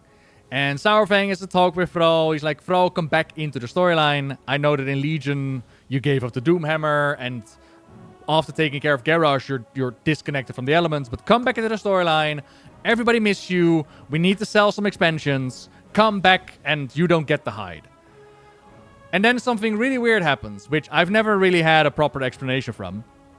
There are two assassins of the Forsaken that attack, and they push Thrall into rejoin the storyline, because he realizes, I don't get the hide, because then Sylvanas tries to kill me. But my question is, why did the Forsaken attack? If they were after Saurfang, why didn't they attack him before he met up with Thrall or after he met up with Thrall? Why did they wait until he was in the middle of a conversation with Thrall?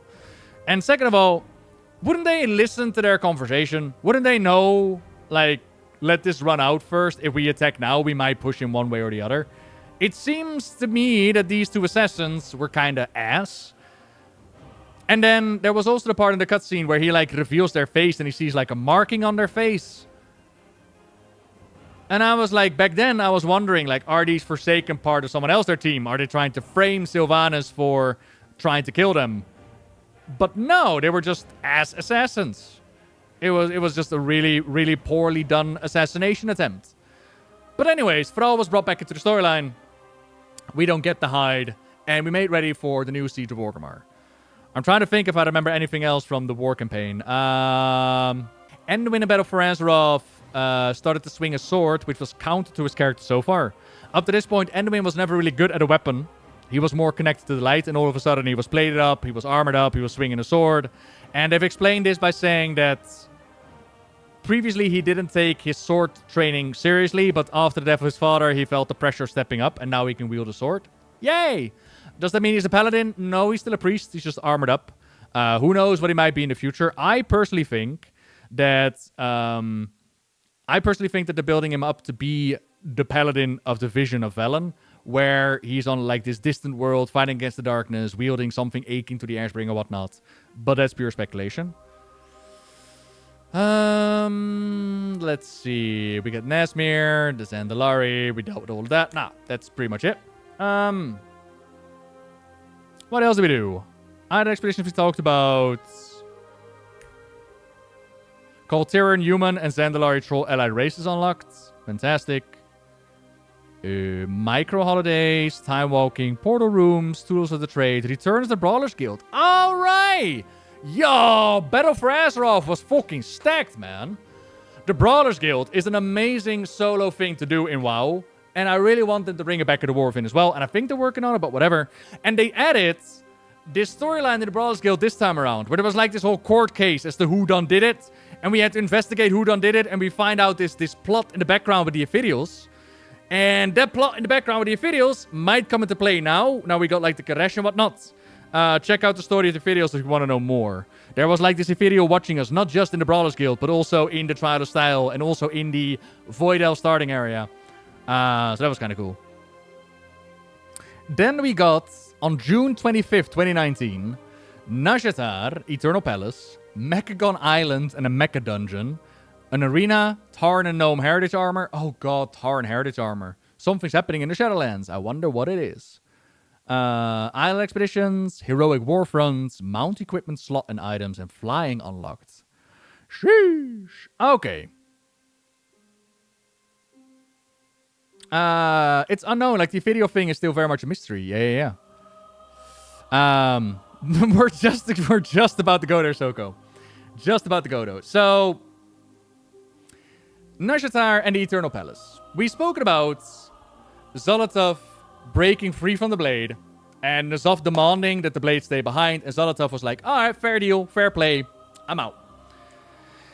And this whole storyline of intrigue and betrayal played out with the Blade. So the Blade was first sent over by N'Zoth to Sylvanas. The Horde members picked it up, they brought it to the War Chief. The War Chief then got in contact with Queen Azara of the Naga, and they made a deal with each other. Azara was going to kill Sylvanas' enemies. In exchange, Sylvanas was going to give the blade to Azara. And Azara could use that blade to kill N'Zoth once and for all, because we'll get into that story in a moment. But N'Zoth knew about all of this, and he wanted this to happen. Because in his mind, he couldn't lose to Azara. He would be free from his prison, and it would be all A-okay, okie-dokie. But in the end, the blade would actually be his downfall. Because Rephion would get the blade from Azara, even though Azara was at this point taken captive by N'Zoth and tortured in Nyalova. And even though she was tortured, they still didn't take the blade off of her. And then they gave the blade to Rephion so he could slice open N'Zoth. Am I going to Nazjatar? Question is, can I go to Nazjatar? Welcome. Can I actually fly here? Oh my god, I can. Yo, let's go. Vox and Reds, thank you so much for the summon. We actually made it into Nazjatar. So, the Blade of Zolotov has gone through this whole journey. And it got Sylvanas in league with Azara. And we would see Navanos in the intro cutscene actually hold on to the blade and guide our vessel to the right spot. Where Azara has been waiting for like 10,000 years. So Azara's story in a nutshell is Queen of the Night Elves, incredibly powerful, incredibly beautiful, got it in her mind that she and Sargeras would be awesome together, that she could mate with him, that they could rule the world together, that if he came, he would purge the world and make it perfect just like she was. And so she wanted to summon in the Lord of the Legion, right? Oh, this is a problem. This is called the War of the Ancients. And as they did, the war played out. The heroes of Azeroth won. And the Legion was stopped. Only problem is that the well had become so incredibly unstable from all their messing around and trying to portal and trying to magics and whatnot that they no longer... The well didn't stay together. So the well imploded, the land sundered apart, and Azara tried to keep it all together, right? But she couldn't, so the water claimed her and the followers and all that. And in the depths of the water, a little voice started to talk to her. Deals? I like making deals. And it was the old god N'Zoth, in fish form, who made an offer. Serve me, and I shall turn you into the glorious Naga. We will return to the days of the Black Empire. Things are gonna be great. And Azara was like, hey, listen, little tentacle monster. It's so fine and great and dandy and all that. But I ain't that cheap, yeah? I will not be a slave. I will never serve. I will not be a follower. I shall be a queen. And so N'Zoth thought about it a little bit, and Azara nearly drowned, and she held on to it. And then she was transformed. And her followers as well. And they added the addition of, they willingly decided to become Naga, but they became Naga all the same. And for 10,000 years, they've been building up their empire, their armies. And here we are in Nazjatar. Now, in Legion, we already saw the Naga go after the Tidestone of Gul'dan, one of the pillars of creation that we needed in order to seal off the gateway to Tomb of Sargeras. The Naga were already after it. They were already kind enough to like put it back together. And then we took it. And we used it for our purposes. But, whoopsie daisy, we kind of forgot to protect the Tidestone. And we just kind of left it behind in the Tomb of Sargeras. Where, wouldn't you know it, the Naga, as you know, there's like this whole water tunnel in the raid itself. The Naga went in, took the Tidestone, and brought it to the Queen. Is that a really dumb and poor explanation? Yeah, it kind of is. But it is what it is, I suppose. The Naga just showed up and they took it, and we left no defenses behind. And now the Naga had the Tidestone. And with the Tidestone, Azara used its magic, bibbidi-bobbidi-boo, and pulled all our ships down here, which is the aftermath that you see here. As you might have noticed, I'm also stuck. I'm not allowed to quest here. It was a wonderful idea, team, to summon me in here, but I'm not allowed. But here we are. Azara going, Muhahaha! Welcome to my kingdom. And she could bring down those walls at any time, but she like toying with us, playing with us. And the Queen of the Naga needed us. Well, technically speaking, she needed our bling, our jewelry. She needed our Heart of Azeroth, a trinket given to us by Azeroth itself at the beginning of the expansion. And we've been filling up this necklace with Azerites as we joined Magni Bronzebeard, the King of Diamonds, in fixing the world, right? Heart of Azeroth. Wonderful! That device right there is what was gonna let her set N'Zoth free from his prison, which the Titans had placed him all those years ago. Which is why N'Zoth had given the blades to the Horde and Sylvanas, because he too wanted us to show up and set him free from the prison. Now, Azara had it in her mind, because she is queen, right? She was not going to serve. In her mind, she was going to murder N'Zoth once he was free from his prison. And in N'Zoth's mind, he was going to be like, you lol, no you're not. Either these heroes kill you or I'll kill you. Either way, you're not going to be killing me. So it's fine. You play your little plans. Do your things, right? Do you know if Naga still count as elves? Because Azara, like the other elves, were immortal. But then when Night Elf lost immortal lives, did the Naga too? I think the Naga are beyond the elves' Well of Eternity blessing, I think. Long-lived, I think. But you would have to ask Blizzard on that one. Anywho, we go in to the Eternal Palace as we fight our way through it, as we learn what Azara has been doing.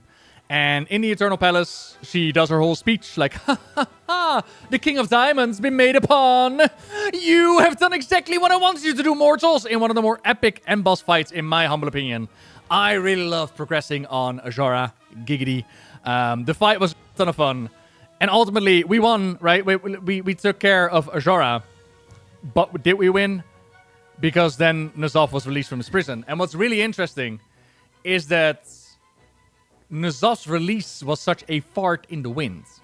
Meaning that an old god out of his prison should have been a monumental, earth-shattering, cataclysmic event. If you remember Deathwing during the Cataclysm, where he's like, the world heaves with my torment, and the whole world fucking shatters, and cliffs happen, and cataclysms, right? It's in the title. What do you think happens if the one who was signing his paychecks, the one that was empowering him, what would happen if they're released from their prison? Well, apparently nothing. For a whole long while, nothing, until 2 zones got corrupted. That's what happened when N'Zoth was released from his prison. It was such a fart in the wind, which was a real shame. But yeah, that's where we left Eternal Palace. We also dealt with the Horde and Alliance war once again.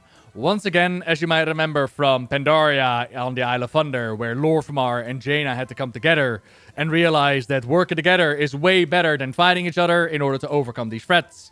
A similar lesson was learned in Battle for Azeroth, where once again, Jaina and Lorfmar, they came together and they learned that working together is way better than to overcome these threats, blah, blah, blah. But that is, you know, that's the whole doing another Siege of Orgrimmar. That's the whole that thing. But yeah, we took care of business in the Eternal Palace. And we also met 2 races. We met the Uncohen and I think the Gilbin. Were they the Gilbin? They were like goblin water creatures and they were an evolution of the Murlocs. So yeah. That's what we did. And again, like Eternal Palace was a really fun raid to go through, in my opinion. I really had a lot of fun. Then we went into Mechagon, which again is a zone that I'm not going to be able to show you. And I wonder if it's going to be the same problem with being teleported around or not. It's a bit of an issue. I could see if I could fly to Mechagon Island, I suppose. We could see if we could do that. But for Mechagon Island was a bit of a side story, but it was still somewhat connected to the main storyline. So, Gelbin Mechatork got his ass kicked in Battle for the Zandalar, but he had like an escape pod. And for a while, people were like, oh no, what are we gonna do? Gelbin is stuck and he's dying. How can we help him? And eventually, like, rumors of this ancient old gnome empire, gnome islands, were spreading. And there was this gnome that has always been looking for it. Shh, we can't fly there. Nice. And turns out that those rumors were true. There is a King Mechagon, and there is a Mechagon Island where the gnomes are upgrading the bodies, the Mechagnomes, I should say, with body parts. In their society, upgrading your body with robotic limbs and X-ray vision and, I don't know, being able to water your plants with just your finger, that's really, really cool. And the King Mechagon has gotten it in his mind that the curse of flesh needs to be reversed. A similar story played out in Wrath of the Lich King in Borean Tundra, where the curse of flesh, like the curse from Yogg-Saron, from the old gods, which weakened the Titan creations, gave them flesh, turned beings like the Vrykul into the humans, Mechagnomes into gnomes, Earthen into dwarves, right? That was a weakness that had to eradicate, and King Mechagon wanted that. And so he worked on in his laboratory on this massive beam that would do just that, fix the curse of flesh. Except, not really. And we know this because there's Chromie on the Isle who will take you into the future if you pay her enough. And in that future, the world's just wiped out because the beam like backfired or didn't do what he planned to do. So we need to stop him. And thankfully, we can stop him with the help of Prince... I want to say Restalon, but I'm sure he has a different name. The son of the king. Let's go find out what he is called. Hello, prince. Are you out here? Target prince. Erasmin. That's what he's called. Right. How could we forget? Prince Erasmin.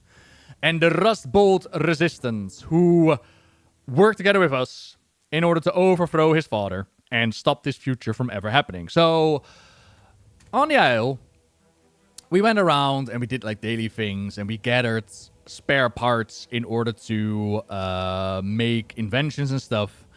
But if I remember right, one of the major things you came to the island for was for your trinkets. Similar to the ring on the side of an isle, this trinket would have like slots you could put in there. It would have like different abilities to do. I think there was like a death beam that was incredibly overpowered. And I also remember not massively liking Mechagon, but also not disliking. It was like, hey, you know, it's a thing to do. Flying, I'm pretty sure was not available at the start, but at least we had jetpacks. Like, again, very much like the Siren Isle. And I really wonder how much of the Siren Isle was meant to be in Battle for Azeroth and vice versa, but it doesn't matter. There were some rares to kill. And then, of course, the big mecha dungeon. We had Karazhan as a mecha dungeon before, and now we got Mechagon. And if you're currently playing the War Within, the workshop is in rotation, so the end of that Mechagon mecha dungeon is there. Where at first you would fight your way through like basically the garbage pile and like the main defenders. There was a hard mode with a guaranteed mount. Mechagon dungeon, in my opinion, was phenomenal. Oh, it's so much fun on it. Better than Karazhan. Karazhan on release was a bit too spicy, in my opinion. Mechagon was a little bit better. Yeah. Yeah, so the island was indeed data mined for Battle for Azeroth. So they made it as like an expedition island. And then they updated it to current times. But I'm more wondering about the ring. In Battle for Azeroth, there was a side story of a gnome and goblin couple. They are being strong-armed by Gallywix in order to help him develop machinery and weaponry out of Azerite. And during that storyline, they eventually escape, and the fate is unknown. But then in-game, we find out that they're actually alive. More to the point, the gnome has a ring on her hand that you can see as much as you can see the ring of the Siren Isle, right? So I'm wondering if not just the island itself was meant to be part of Battle for Azeroth, but also the ring system. Was that supposed to be what we have now with the circle, whatever you call it? Was that supposed to be part of the gameplay? Because it is oddly similar to what they then used on Mechagon. So what if they took the ring and just turned it into a trinket? Or vice versa. But ultimately, like, it doesn't matter, not really. I'm just curious, right? I did not mention it. Yeah, during beta, they were planning to do more war fronts. Like Quel'Thalas, Sovereign Barons, and one more that we can't remember. That is correct. They were talking about doing more war fronts. And then they placed war fronts in the game, and people did not like them. Which is fair. They were kind of ass. But I still think that they should develop them further. Make them evergreen. I still think war fronts has the potential to be fantastic. Just needs more development time. So that's Mechagon Island. And on Mechagon, eventually, with the aid of the Mechagnomes, we would be able to help out Mechatork, make the Mechagnomes an allied race, all that good stuff. But that would be later.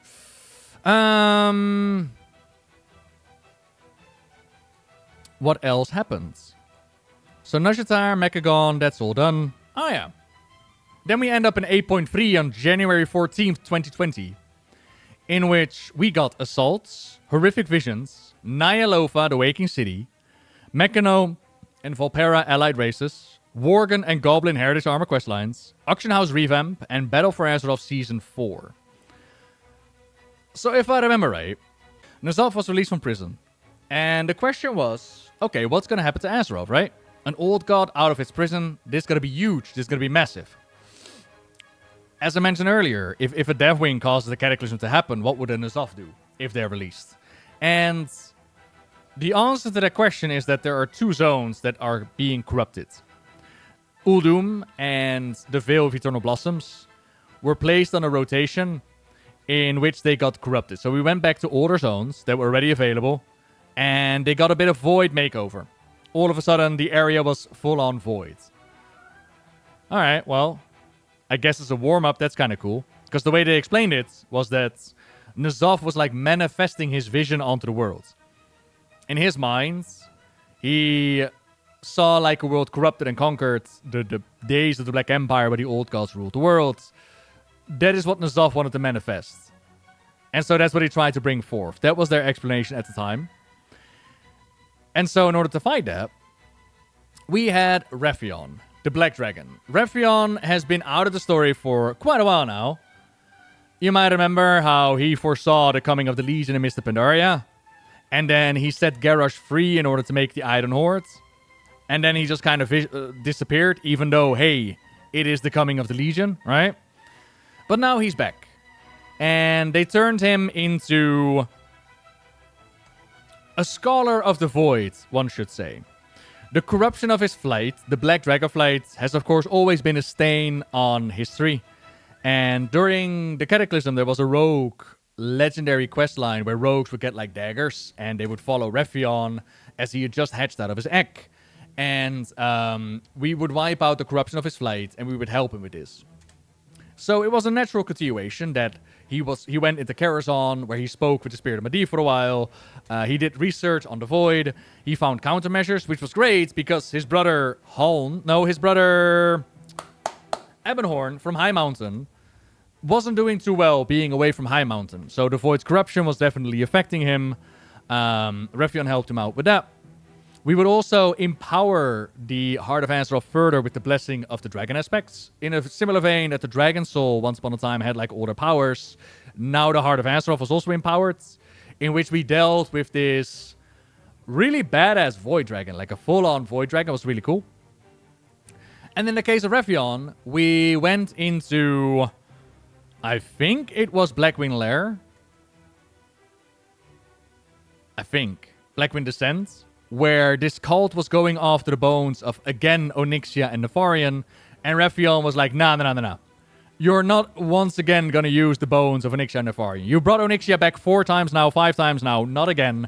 This is not going to happen. And he fought against it. And he helped us create a cloak to fight against the corruption of N'Zoth. At the same time, we also had divisions. Divisions are a mechanic that are going to be brought back into the game with the War Within. I think if we give a reason beyond why not, right? Like, why not make something evergreen? If we're looking for a lore reason, I think they want people to be up to speed on what happened with Illyria in the Vision. But either way, we joined Rephion in these visions of N'Zoth, where we saw a corrupted Orgrimmar and we saw a corrupted Stormwind. And we practiced dealing with the corruption. We got better at it. Better and stronger and more capable of fighting against the corruption of N'Zoth. And in one of the visions, as I mentioned, in Stormwind, we see that Trellian is dead in front of the cathedral. And then Illyria takes her son Arator into like a void portal. And I wonder if that's what they want us to know. That that Illyria fell to the corruption and joined Team the Void. I wonder if that's the reason why, but we're gonna find out. It's the Antechamber guy. My lord, that's a long time ago. Hello there. On the Horde side, on Orgrimmar, I don't know if anything massively happened in the Orgrimmar city that they want us to know. But either way, together with Rephion, we worked on our cloak. We got strong against corruption. Until I got time to actually go into Ny'alotha, the visions of N'Zoth.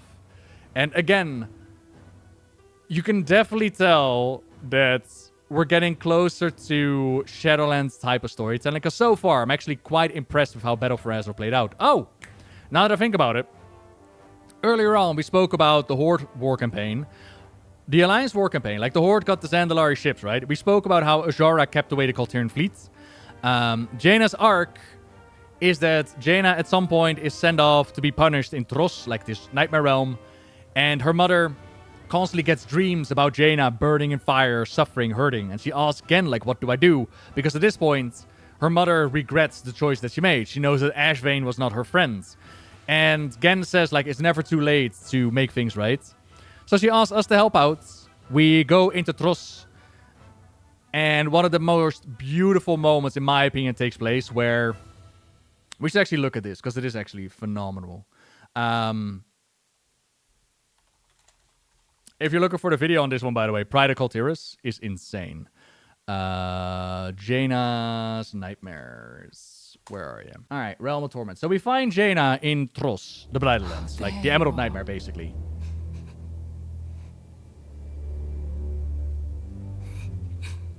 I did everything wrong.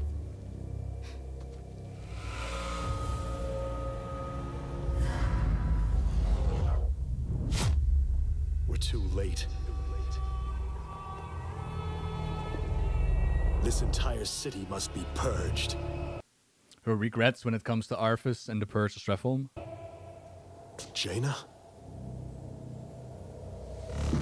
I'm sorry, Arthas. I can't watch you do this. I should have stopped him. He never would have turned. He'd still be alive. You have always been naive, my daughter. Dalen. I won't let you do it, Father! I should have tried harder. You don't understand! I understand more than you suspect, my dear. I wasn't strong enough. Perhaps in time, you will too. Seize them all! I should have made him listen. Her choice when it comes to stepping away in Fedamore and allowing Rexor and the Horde to take care of her father. No! Forgive me. You couldn't save him from himself. I should have made him see this. Do you really think you can cast aside your guilt so easily? And up to this point, we saw at the intro of Battle for Azeroth where she went into the city and she tells her mother, like, I'm ready for your judgment, right? And she doesn't just say this about what happened with her father, what Kul Tiras thinks to her. No. Jaina's road has been one of really difficult choices.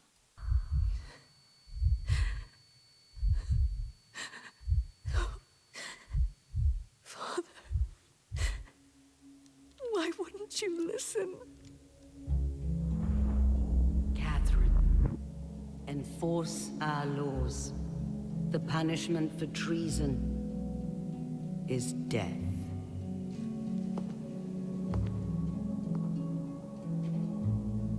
Do you accept the judgment of your homeland?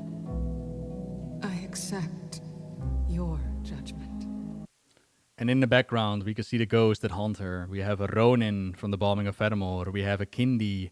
We have Varian. We have her father. We have Arthas. And maybe a Bolvar directly behind her. And so many other souls that she feels guilty for.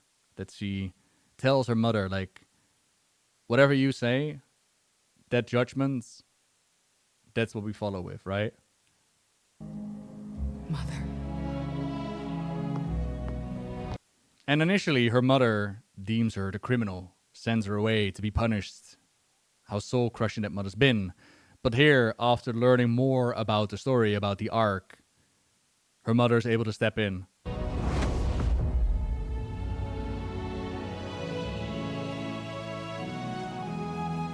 My daughter. Forgive me. Forgive your father. And forgive yourself. Come topside, sweetheart.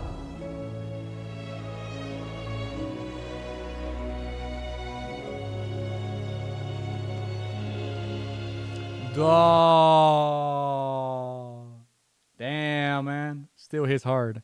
It is just such a culmination of the story so far, like her whole arc, which then comes together. In my opinion, the point where they should just leave Jaina alone. I think the Jaina story is done. It's not, they keep bringing her back.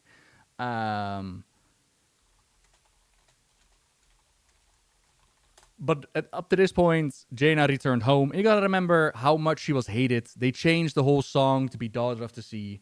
Her past, forgiving herself, coming back home. And up to this point, howdy Stormy. Up to this point, the fleets with her other brother. So you got Derek and then you got Tancreds, who up to this point is not canon. And Redshirt guy also asked Metzen at some point, like, are they canon or not? Because they were only used like one sort of story and then never mentioned again. So they made him canon in this one. And so the fleet that's been hidden away by Azora, who is somewhat working together with Priscilla, culminates in like the Pride of Kul Tiras storyline into one of the more beautiful, badass moments, like this one.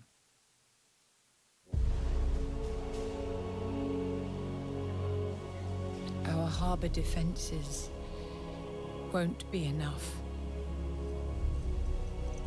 Father's pendant. For generations, the heart of the Kul Tiran fleet. I thought that hope had returned with this seal. That perhaps I could call the fleet home, as your father did. I was wrong. It was never meant for me.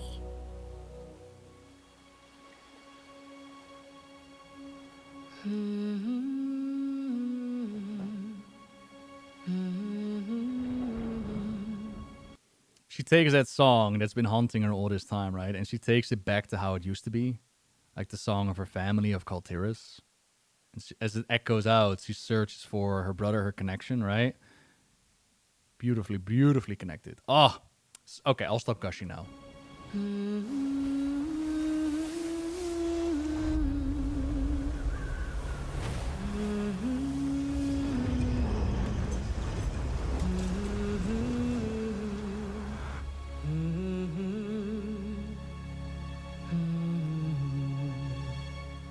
There you are.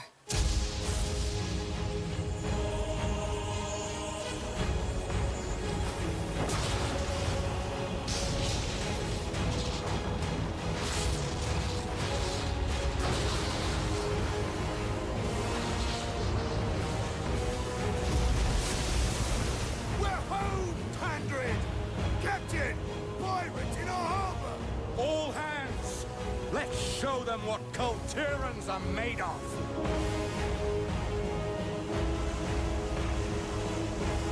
Lady Ashbane! Your orders! Lady Ashbane!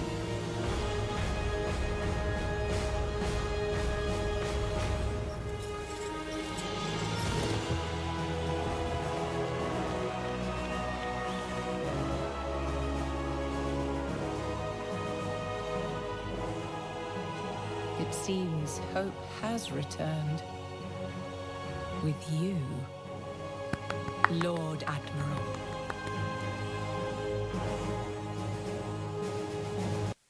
Yeah, so in the water dungeon with the Tide Sage, it's the dungeon next to the Crucible of Storms. We find out that Azora is magically keeping the fleet inside of a storm and keeping them lost at sea. And by taking care of Azora in the dungeon, we did like step one of setting them free. But it didn't mean that they could just instantly come home. They were still somewhat trapped in those magics and they didn't know where the fuck they were. And the way that I interpret it, please correct me if I'm wrong, but Jaina is using her magic, potentially even dependent as her father did, but, you know, using her magic. And that song humming as she orientates her to the location of the missing fleet. And with her magic, she's able to pull them out of that storm where Azora had kept them trapped and bring them back home. That's the way I always I interpreted it. So basically, taking care of Azora is what brought the walls low and what allowed them to escape. And then Jaina showed them the path, got them out of there, like yoinked them away. That's how I always took it out. Oh, yeah. He says I'm canonized. Yeah. This shirt guy keeps asking me if I'm a canon. I'm not a canon. Okay, so, Battle for Azeroth, right? Rephion, we join the Visions. We learn more about how to fight against Nizal's corruption. Ashvane, by the way, was also in league somewhat with Azora, and if I remember right, there were rumors of Ashvane controlling Kraken, but that storyline was somewhat changed, and instead Ashvane was actually monstrified, which was kind of cool. Did the Horde have anything like this? I legit don't remember. No, because you had Sylvanas. The Horde had the Sourfang story in the background with the Loyalist storyline. That is what the Horde mainly had. And then another Siege of Orgrimmar, because that's the Horde, apparently. Don't get me started. I think they're making him more of a side story character now. Yeah, I mean... Trying to think now, what has she done? Part of Kul Tiras. No, because they make mention that Jaina is going to reform the Kirin Tor. So she's not out of here. Right, so... With the visions done, we made ready to enter Nyalova. And again, as I mentioned, this is kind of where the crack started to show about storytelling. Because not only was N'Zoth's release like a fart in the wind, we also have Azara and her 10,000 year build-up to finally be in the game. And it was one patch, and then it was over with. Like, Azara was not a threat. Azara was just something in the way. And in Nyalova, there was this vague description of N'Zoth trying to bring forth his vision on what he wanted to do with the world, like the Black Empire ruling Azeroth. Which is why, when we go in there, it very much looks like the days of the Black Empire. It's part of Azara's Lord of War episode. It's part of the Chronicles, as we look at what the Black Empire looked like. In that raid, you basically see N'Zoth and what's going down there. We go through it, and eventually we run into Azara again. Azara was taken care of in the Eternal Palace, but then N'Zoth picked her up from the floor, and it was kind of the question, like, did she die, or did he resurrect her, or did she just pass out, and did she go like, oh, he's taking me away? Rephion, by the way, is just a vision of Rephion. It's not the real one. It's like a corrupted version of Rephion, a vision of N'Zoth. Il'gynoth shows up here. Il'gynoth had like all these delicious whispers, and he had some more here. Vexiona was that void dragon we talked about. Raden showed up here because Raden sacrificed himself in order to keep Mother and the Chamber of Hearts safe. But sadly for Raden, after millennia fearing the void, he's been taken over by the void. This was also such a piss take. Like, Raden shows up, jumps through a portal, and then gets taken care of. Oh well. Main issue is not even so much the ending, right? The main issue for me is not the ending with N'Zoth. It's just the time span, the build-up, how you got there. So this is the Carapace, and the Carapace of N'Zoth. As I mentioned, we ran into Azara again. We got Dark Inquisitor Zanesh, who's been busy torturing Azara. And even though they're torturing Azara, they never bothered to take away the blade of Xal'atath. So, upon releasing her, Azara was like, here you go, here's the blade, have fun with that. And then we just let her go. For some reason. I don't know why. It's not like she suddenly turned good guy. It's not like she didn't try to drown all of us. It's not like she haven't killed 1,000 of her people. We just let her go in a portal like, bye Azara, see you next time. Don't ask me why. But at least we got the sword now, which Rephion uses to slice open like the carapace of N'Zoth. And then the fury of N'Zoth pours out because he's like, how dare you, my exterior. So we fight this. And again, without the cloak, in our training, we wouldn't have stand much of a chance because... It's really not funny, but it's really funny. If you would go into LFR to fight N'Zoth without your cloak on, you would instantly be corrupted. And either you instantly died or you instantly turned against each other. It was a shit show.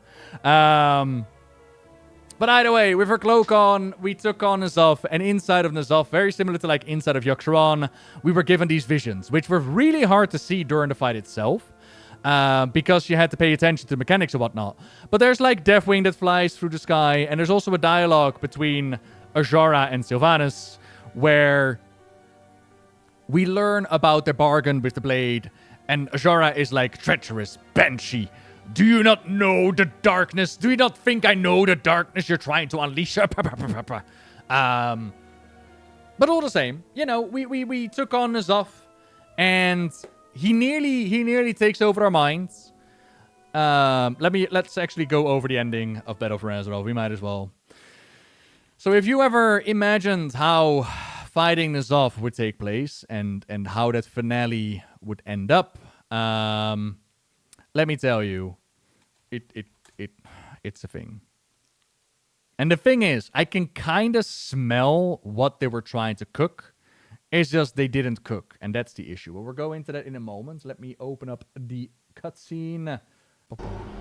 He's mine.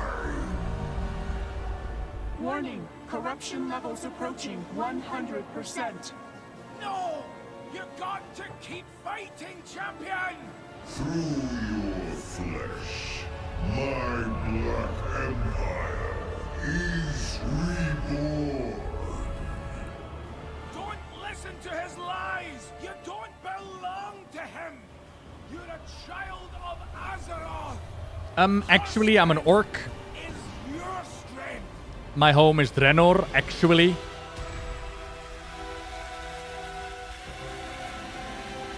Attention, new anchor point acquired.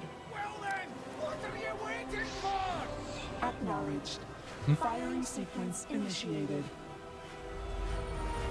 Hold on, champion! Ka me ha me.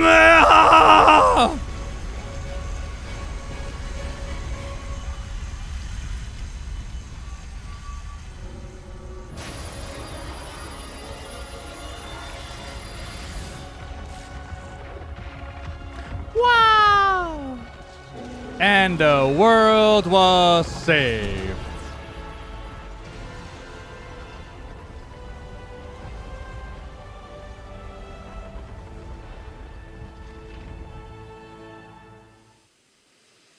Yeah, and the world was saved. What an ending. What an ending.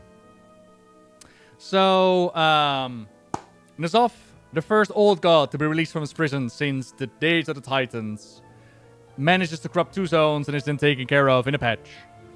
On top of that, they also added that not only is N'Zoth defeated, the other old gods are also gone. How does that work? Your guess is as good as mine. But like I said, my major issue is more like the pacing. If this would have been the ending of the next expansion, it would have been fine. It's just, there was no real build-up there. There was no real effect of N'Zoth being released. And the thing that I think that they've been cooking, that they tried to tell, is that we mortals were able to take Azeroth's gifts and the Titans' creations, and we were able to come up with something that the Titans never imagined. And that is what allowed us to overcome the threat of N'Zoth. And the reason why I kind of got this inkling is because in the questline, Raden eventually shows up in the Chamber of Hearts, and he looks upon Mother. And Mother is created by the Keepers, right? So Mother is created by someone like Raden. And he looks upon Mother, and he goes like, whoa, you've been able to do so-and-so? This is incredible. How have you been able to do this? He gets really excited by Mother. Giggity. Which flows into the idea of children outperforming their parents in a similar way how back in Mr. Pandaria, Lord Walker Cho started to talk about fathers and children and the legacy of the Titans. And it kind of made me wonder if that was what they were going for, that we as mortals were able to take what the Titans did and did what they never could, which is take care of the old gods without destroying Azeroth. Because in the meantime, Battle for Azeroth, we also were busy with like, healing the world and Azerite and whatnot. But that is clearly only in my mind.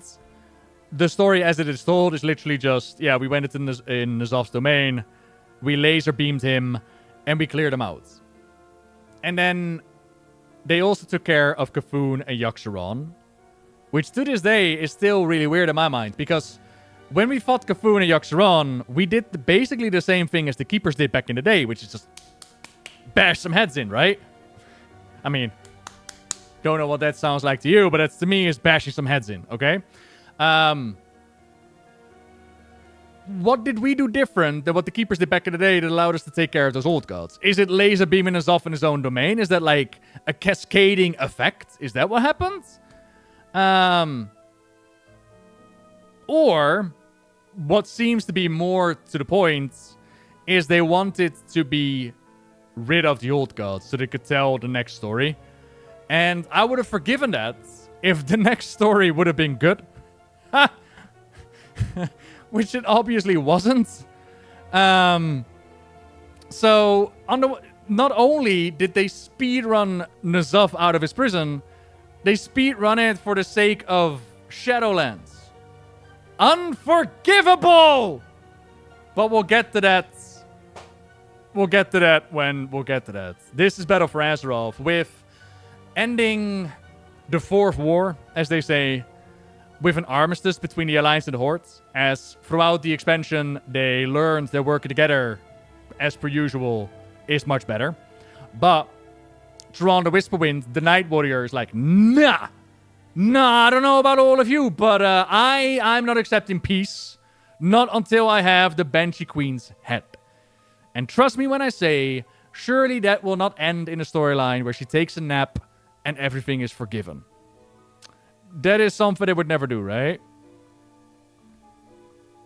Oh yeah, and there was also the Loyalist storyline. So in Battle for Azeroth, as the Horde members, you had the choice to be like a Sylvanas Loyalist, which meant that you could make choices in the questing, which allowed you to see a little bit more of Sylvanas' inside information, right? And you had an outro quest line in which she told you, my beloved champion, thank you for showing up at Windrunner's Spire. Trust me, when next we meet, it will all make sense. And trust me when I say it will not. On the Horde side, as I mentioned, the whole second siege of Orgrimmar did not really take place. Sourfang's storyline ended with challenging Sylvanas to Mak'gora in front of the gates. And even though she vastly overpowered him due to empowerment by the jailer, as we would find out later, he was still able to win by calling her out. And for some reason, Sylvanas decided to yell, "You are all nothing!" Because that is, if you ask me what is Sylvanas' character, I would say overly emotional is like top of the list, right? When I think about the Banshee Queen, who has been a master schemer and plotter for years, right? Overly emotional and self-detrimental to her own plans, that would just describe Sylvanas to a T. And if you don't pick up on it, that's sarcasm. But yeah, she goes, "You're all nothing," and she's really upset at the Horde, which opens the Horde's eyes that Sylvanas doesn't actually care about them, because apparently that was a secret. But yeah, Sourfang still won that fight, even though Sylvanas killed him. He still exposed her to the rest of the Horde. And then the Horde stepped away from using war chiefs, because it just ends up the same every single time. And now they have a council, but not really. I mean, yes, they have a council, but technically, I mean, I don't want to say that Thrall is the de facto leader, but I'm pretty sure Thrall is just the leader again. They say they have a council, but basically it's Thrall in charge. That's the character that you'll see the most, you know? Is there anything else for Battle for Azeroth? Oh, Kalia. Didn't even speak about Kalia. Kalia Menethil, sister to Arthas Menethil, was killed in the book Before the Storm, which was the pre-book for Battle for Azeroth. And in that book, she's resurrected by Anduin, Alonce's Fall, and Naru in the light. She became like a light undead. And she eventually meets with Derek, which is Jaina's undead brother that Bane brought back to her, right? And Derek is like champion of the Light Lady. You got Nephanos, who's champion of the Dark Lady. Derek is champion of the Light Lady. In my opinion, which is not supported by anything factually, but in my opinion, they were planning to have Kalia replace Sylvanas. And by doing so, not only would they have Kalia leading the Forsaken into the future, they would also have a way to make new Forsaken. Because the problem that Sylvanas had back in the day is she's now abandoned the Horde and went off into the Shadowlands. But the issue of why do the Forsaken still exist and how do they keep going on still exists. And that has not been given an answer for. As it stands right now, the Forsaken are going to die out. As well as, why are the Forsaken... why are they still a thing? Like, wouldn't they prefer to go back into the grave? Is it because they feel such a connection to the members of the Horde? Is it... like, they haven't given, in my opinion, the Forsaken a proper motivation after Sylvanas left. And I think that Kalia was supposed to be that motivation. But due to the reception, they had a change of heart. But that's, again, purely top of my head, I think. Without Thrall, we lose his identity, as many people associate the Horde with Thrall. Yeah, but that falls back into the whole... the Horde's identity and personality is related to the War Chief. And while I do agree, like, I like Thrall as a War Chief, I think Vol'jin would have been an amazing War Chief. I don't think it necessarily has to be Thrall. It just has to be a good War Chief, a cool character. Even Sylvanas Well, okay, Sylvanas is difficult from the get-go. Because a character like Sylvanas works from the shadows. Sylvanas is a character that would do anything to get the job done. Develop the plague, farm humans in the ground. So having her as the face of a whole faction means that now the entire faction is okay with what she's doing. Like, you put her in the spotlight. Whereas a Vol'jin could have taken places. Oh, man. I got a video up, actually, like the waste of Vol'jin and what they could potentially do with him. It's gonna release soon, TM. I would have loved to have seen the storyline with Vol'jin as War Chief, not gonna lie. But it's the same question, like, why was Garrosh chosen over a Vol'jin or a Cairn? You know? But at least with Garrosh, it ended up with interesting story. So, yeah. We have tea or paracetamol to narrate the Shadowlands expansion next time. We'll have I think next time we'll do it on the weekend. And we'll have a nice little bottle of wine. And then we'll just go through it with a nice little bottle of wine. And we'll just go through. Well, at least I can now say, looking back on it, at least it gets better. You know? It could have also stuck with the Shadowlands quality. At least it got better. Like, I'm having... Dragonflight was an absolute delight. It was a nice, chill little holiday after Shadowlands. And the War Within is fantastic. I am having so much fun in the War Within. So at least it gets better, you know? Wine and WoW? Nah, whining about Shadowlands and WoW. Haha.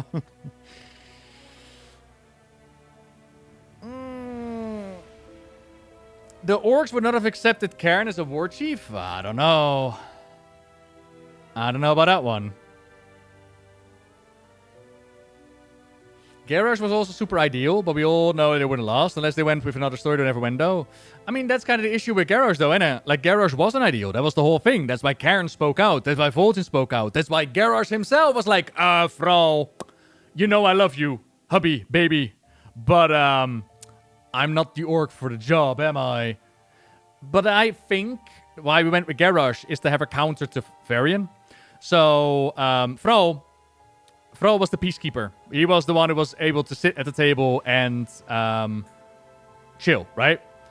Whereas Varian was the hothead. Varian was the one who was like, you orcs invaded my city, death to you all, let this death god take all of you. And if they had kept someone like a Cairn or a Vol'jin, then it would have been too peaceful. Which is really funny if we're talking about modern storytelling. But at the time, it would have been way too peaceful. Whereas a Garrosh would flip the script and would now make it that the Garrosh is the more hostile one and the Varian is the more peaceful one. Father, what are you doing? What a king must do. Where is Rexar nowadays? Chilling. Did Rexar do anything? I'm trying to think. Did he do anything in Dragonflight? Don't remember. I remember that in Battle for Azeroth, but, you know. Sourfang the Younger, I know, right? Aggressive, but honor intact. Oh, yeah. Yeah, true. Oh, honor, Krumkar. No matter how dire the battle, never forsake it. I'm telling you, man. If they had made Melkorok kill Jaden... Nah, I'm not gonna finish that, because then that would have meant the Garrosh was corrupted. I don't want to corrupt the Garrosh. Nah.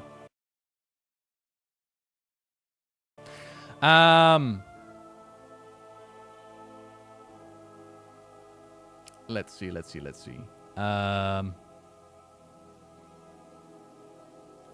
They're having a wee break. They just got back. Nice. All right. Right, lovely people. Lovely people. Thank you all so very much for joining me today's stream as we went through Battle for Azeroth.